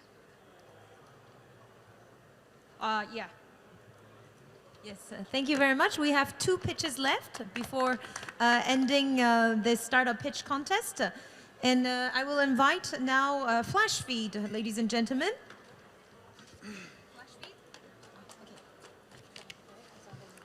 Hello, my name is Evan, and I am the CEO and founder of FlashFeed. In today's world, video marketing equals user acquisition, but companies cannot create their ads with speed and scale, and over 91% of businesses already have a positive return on investment on their video marketing, but it's still super, super ineffective. A lot of this time is wasted on lengthy miscommunication of ideas, lots of feedback, and lots of manual work. And there's really good data on this as well. That's why I created FlashFeed. With FlashFeed, any single person here can create from scratch, plan, and visualize a video advertisement in just a few clicks. You can start by importing or browsing videos as inspiration. A video is worth 1,000,000 words. So FlashFeed understands the script, the style and also the scenes in the video, and it knows how to attribute that to another video. You can copy it with a single click. All you need to do is input a few words about your brand and any topics that you want to highlight. And then Flashfeed will start immediately writing unlimited video advertisements for your brand based on what your preferences are. And this is also completely copyright safe. And it uses the original video as inspiration, but creates something completely unique for you. This is our storyboarding. So it makes the storyboard and visualizes your ad for you. So it also eliminates lots of confusion down the line. And it can handle pretty much any situation, whether it's a talking head video, a visual reel, voiceover. It understands the key scenes and what actions to highlight. And everything comes together in a pre-planned production-ready workspace. So it works in any workflow, and you can start shooting your ad even tomorrow. If you don't have a creative team, you can also hire from the marketplace. And this is also where you can hire or be hired as a creator.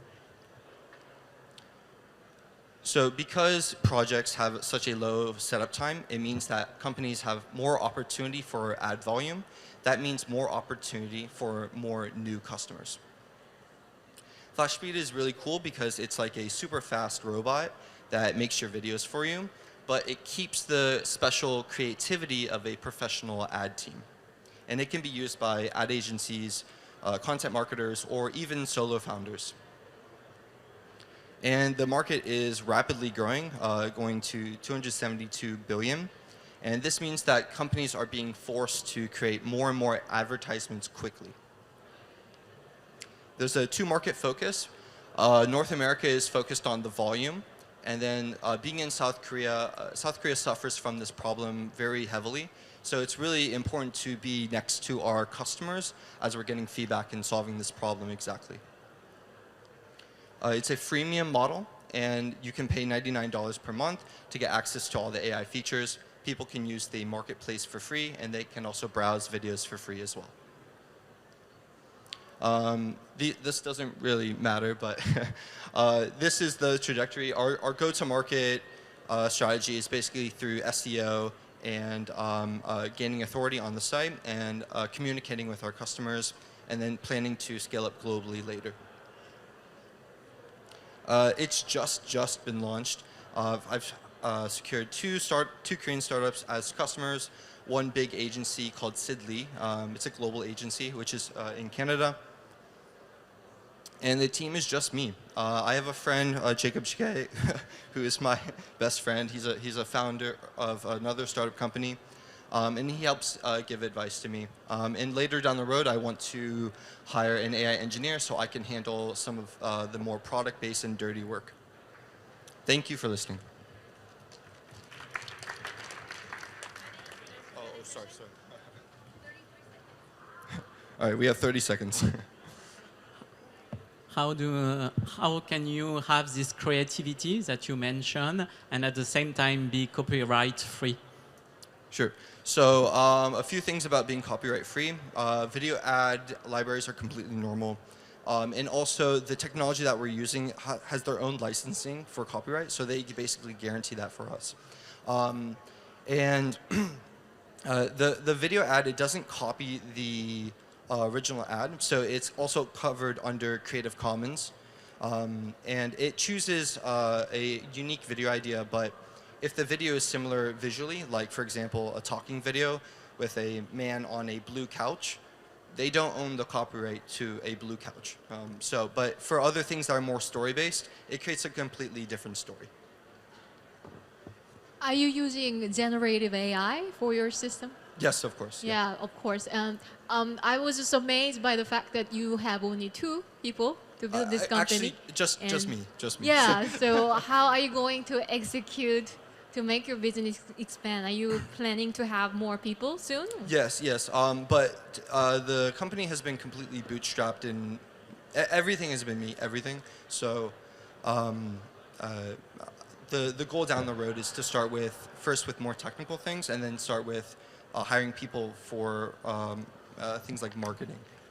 Thank you. Thank you very much. And now I will give the microphone to our last startup, Transpify, is it? No? Transpify, that's right, yes. Yes, that's right. And after this presentation, which is the last one for the pitch contest, we will have another one, but will not be part of the contest, okay? Thank you. Hello, ladies and gentlemen. As you already saw my friend pitch about the video creation market, $270 billion. Before starting, let me tell you the difference between good and great. Good people use good products, and good people make good products, but great people make great products. They use great things. So, but to make the great products, you have to, you want to get recognized. And the quickest way to get recognized in the world is to put things out to the world, is to show what you are building. That's the quickest way to go viral and global. But to go viral and global, you have to ship a lot of content, because the quickest way is through social media in this era. So social media, when you make videos, you have to waste a lot of time on renovation, that is video editing. Video editing is currently the biggest problem for all the content creators, beginners or very professional. It takes a lot of time. You have to, you waste time on renovation than innovation. All right, so so you guys already now know the problem, which I told you. The problem that we are trying to solve is the problem of video editing. So you can see like a lot of content creators are there, but their views are low. They are just starting out, but there's no money, nothing, no innovation. So here comes the Transpify. We solve the video editing pain for all the mankind.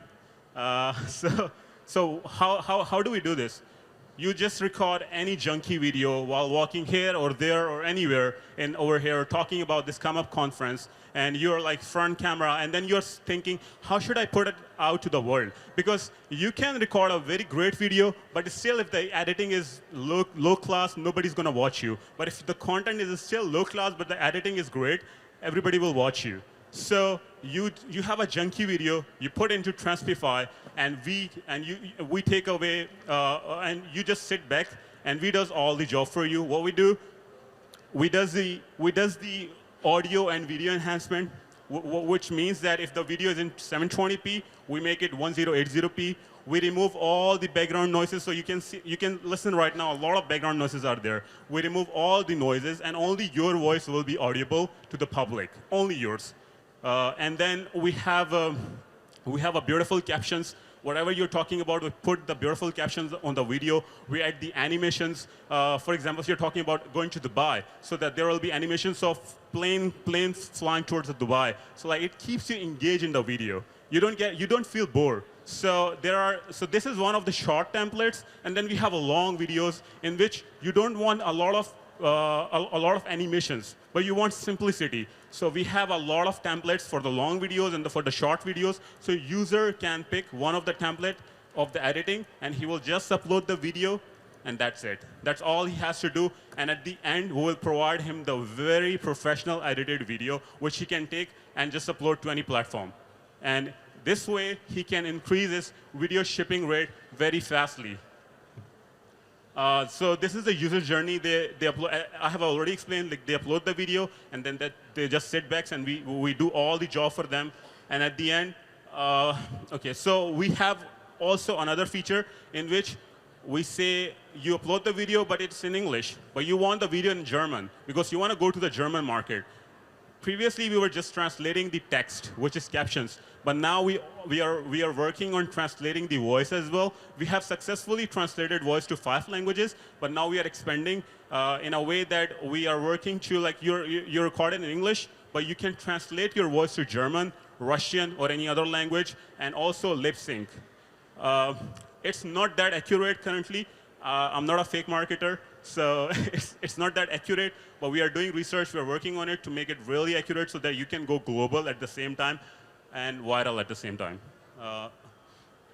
And yeah, this is the problem that I have already explained. It's for the podcaster, short video creator, and anyone who's like a newbie content creator. This is the business model, totally irrelevant. Hook-in and lock-in effect. So this is the marketing strategy is about avoiding the fake marketing. There are so many competitors we have, but all they do is the fake marketing. I have used all of them. They say we do voice translation, but I used them. It was totally fake. So what the strategy we have is to just put them on one side and show Transify on the other side. And we show the world. For example, one of the platform is Captions. They have 1 million users per month, active users. And what if we start exposing them? Like, look at this, what they're showing, and this is Transify. I think we can get 500,000 users right away from their platform to our platform if we show realism, if we show realistic things, not the fake things. This is one of the strategies that we have, and these are all the competitors, and this is the leverage that we have. We have a lot of features. We are just, I apologize. You have used up all your time of presentation and the Q&A session, so there will be no questions for this last presentation. Thank you very much for your participation. And thank you to all the startups that have presented their pitch today. Amazing time. We will have one last presentation, Exotech, which is out of this competition. It's off competition, but as you know, Exotech is the French first industrial unicorn. So please, welcome to the stage our representative of Exotech. Thank you. 안녕하세요. Hello everyone. I'm Chisago, based in Korea. I'm working for the Exotech. I'm VP Sales of Korea. Before I start, I really want to say thanks to Chamber of Commerce and the French Tech giving me good opportunity to introduce our good technology in front of everyone. Exotech is basically we provide an elegant robotic warehouse solution to warehouse owner. We found the manual pickers, normally they put only 25% valuable time during their operation. At the same time, their traditional automation that which is heavy and less flexible and difficult to set up, and they consume a lot of power. So that's why our two co-founders built Exotech. Yeah, so Exotech, we try to provide the solution who has a headache. Here we talk about the retail. The retail, they're getting a lot of, including e-commerce, they're getting a lot of challenge from the market diversity and then the time of the delivery, because you know in Korea everyone is pali-pali, so everyone wants to deliver the product within an hour or within a day. So Exotech helps customer to fulfill their dream and help customer satisfaction. So this is comparison table that the existing players in the warehouse automation field. Among those players, Exotech is top right place in terms of flexibility, in terms of the performance. We provide high performance with the flexibility. Flexibility means we provide the good technology as customer requested, and as customer grow up, we can provide the next level solution once they reach it, the huge amount of the material, the intra-logistic request.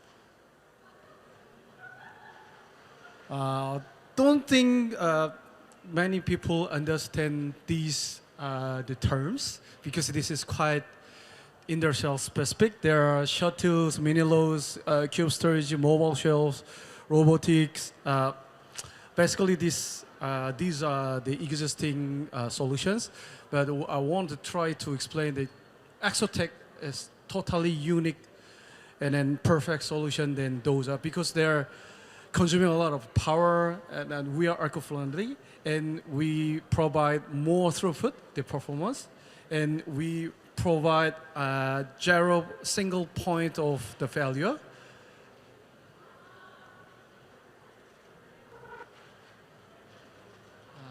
Exotech last 2022, we listed number 8 fast-growing European companies among 1,000.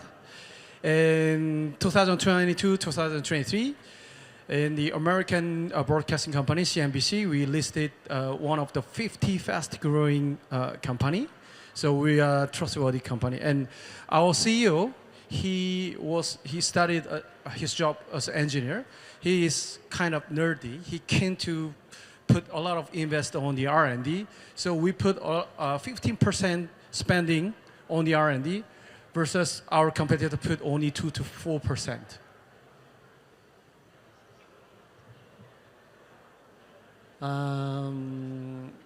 Yeah, this is too much professional, but I want to emphasize on our strong finances.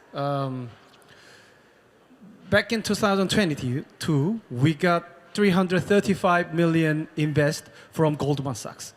So Goldman Sachs doesn't invest without reason. So we got huge investors. Sorry, that's why I'm not running for pitch contest here. Yeah. And we are making profit. Because many startups, they don't really make the profit, and they pretend they're making profit. I cannot reveal the percentage, but we are making huge profit. As I mentioned, we are number 8 fast-growing European company in 2022, and we are doubling our number of employees, and so as the revenue. As you can see, we started from 2015 with the 2 co-founders. At the year 2021, our employee 350. We expect this year reach to 1,000 employee already, and then we expect doubling again next year. So which is 2,000. We hope. So we provide the solution to many big brand companies. This is one of our very friend company, the Carrefour in France. They have many problems with their existing automation because due to their location, it's difficult to retain the operators. And even though they pay good money, not many people want to go there and then do the job. So we help them, and then they densify their storage, and then increase their performance about 4 times.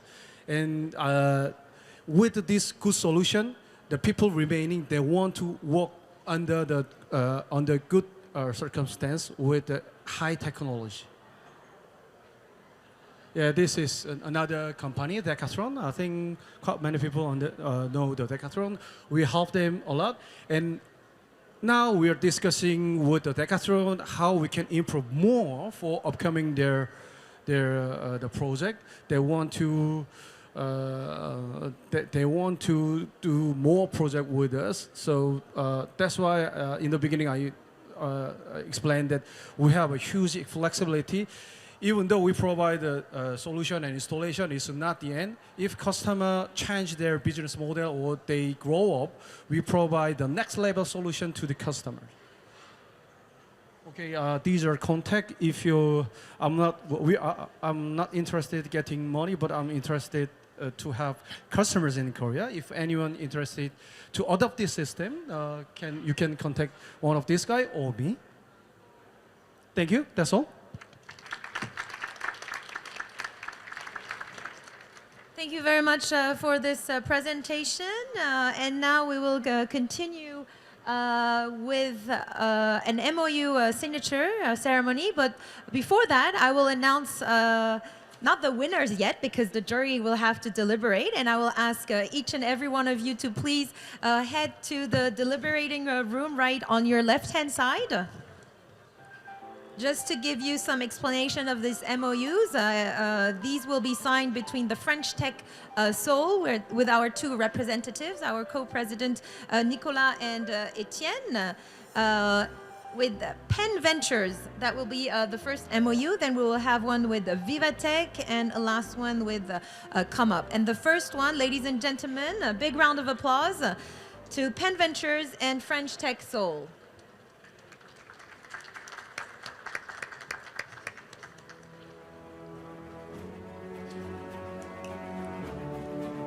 You can take your time, make a beautiful signature. As our jury member are deliberating, it might take quite a while.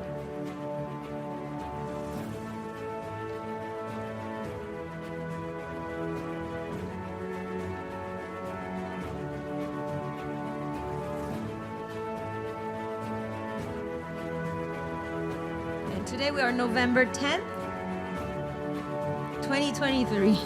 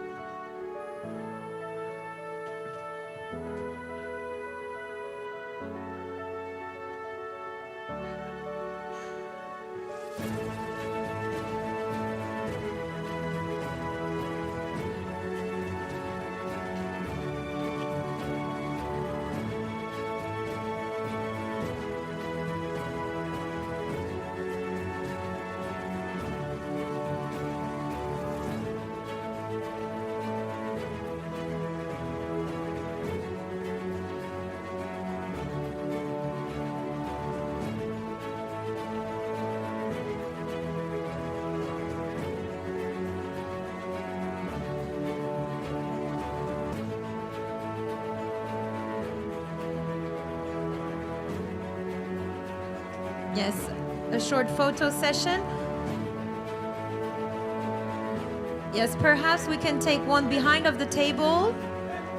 Smile.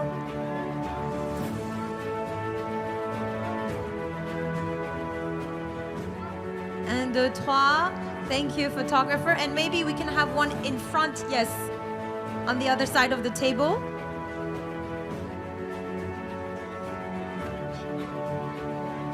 Yes, with our co-presidents of La French Tech Korea.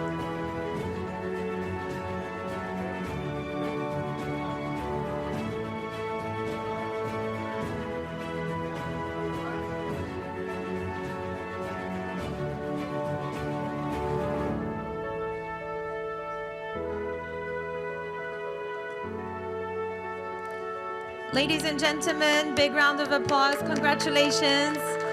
Thank you very much. We'll have a second round now of signature, Vivatech and La French Tech Seoul, Korea. And for that, I will invite Mrs. Olivia Hervy. C'est ça? C'est ça, okay. So, Olivia Hervy, Chief Ecosystem Officer at Vivatech. Yes, please take your seats.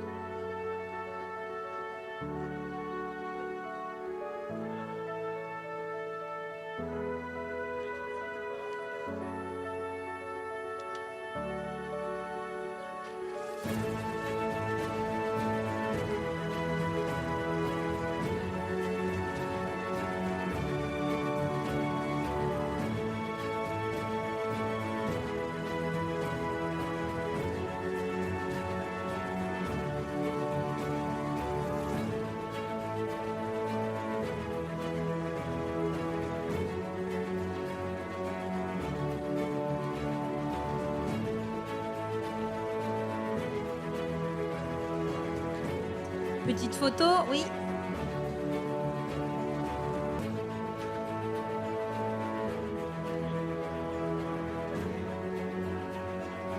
plus au centre. Voilà.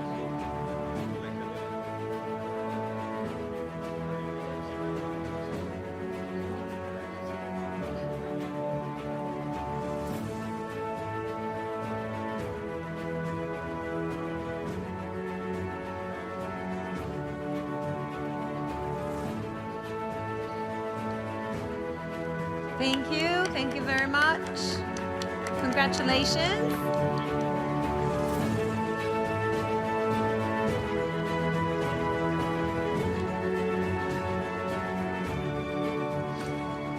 And last but not least, do we have our representative of COMEUP? Please come up.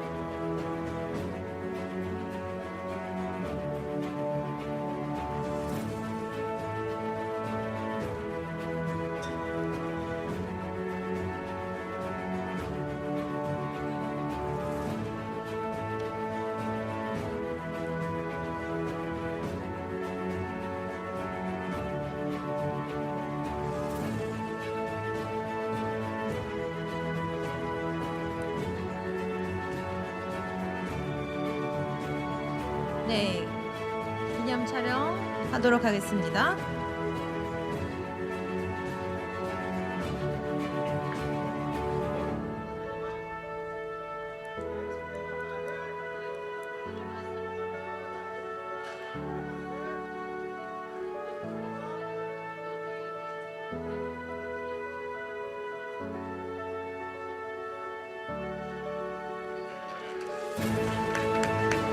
네, 축하드립니다. We will re-invite our members of the jury to sit down in the front row. Maybe we should give them a round of applause. I guess that's what they're waiting for. Please take your seats as we will announce the winners.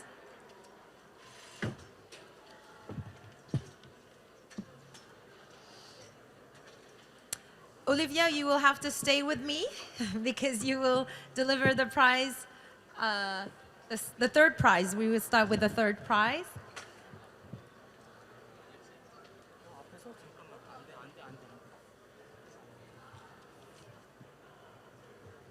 So Mrs. Hervey will deliver the third prize, Mr. Robin the second prize, and Mr. Hervo the first prize. Are you ready? Am I ready to announce the third prize of this pitch contest?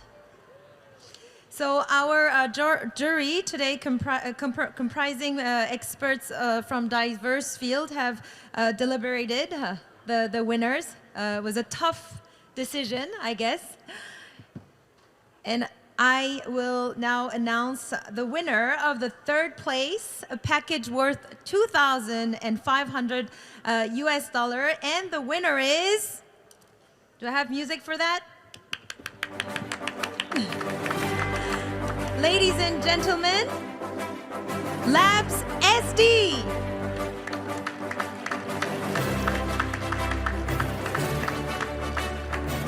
Please come up the stage. And Mrs. Olivia Hervey from Chief Ecosystem Officer at VivaTech will deliver this prize.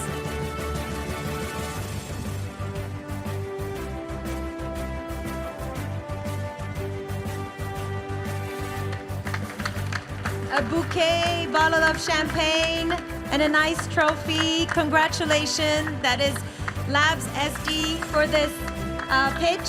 Third prize, a photo, please. A little bit in the front. Yes, move toward. Avancez un tout petit peu plus vers le devant de la scène, s'il vous plaît. Merci. Bravo.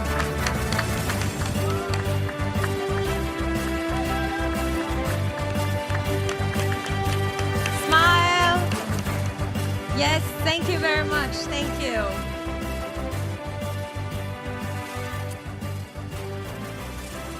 And now I would ask Mr.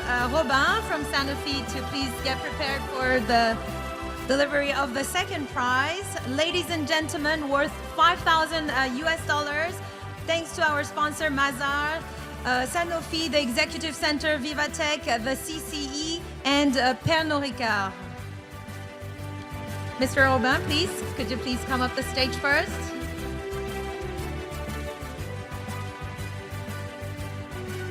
And our winner for the second place of the pitch contest is COMEUP.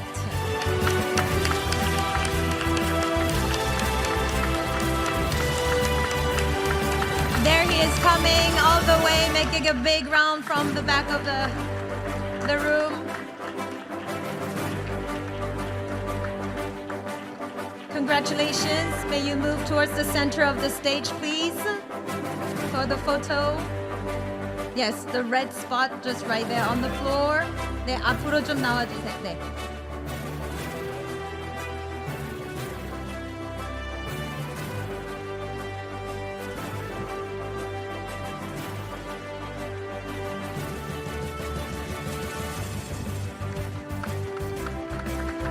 Félicitations.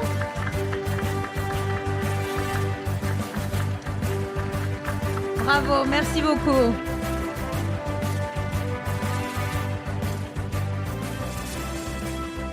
And now the final prize. As you know, we are all celebrating the 10th year anniversary of La French Tech.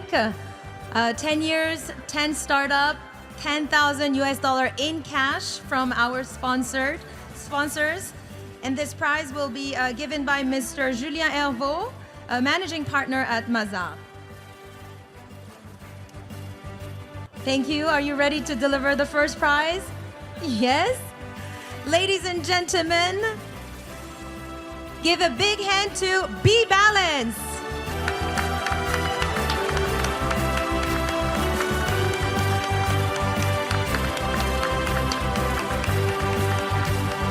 Congratulations.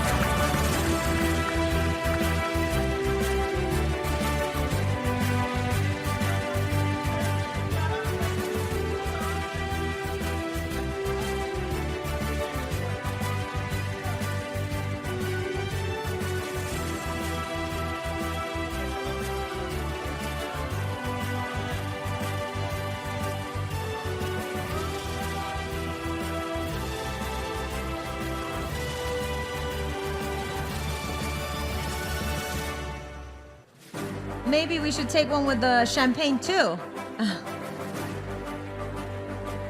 네, 마지막 기념 촬영. One more with the champagne and the bouquet, please. For our sponsors. 네, 축하드립니다. Congratulations to Be Balanced. Ladies and gentlemen, that is it for today. Thank you very much for your participation, for joining us to this summit. We look forward to seeing you in the near future and to seeing the impact of today's discussion and innovation in the tech world. Thank you very much. Merci beaucoup. À bientôt. 네, 오늘 함께 해주셔서 대단히 감사합니다. 지금까지 이올리베였습니다.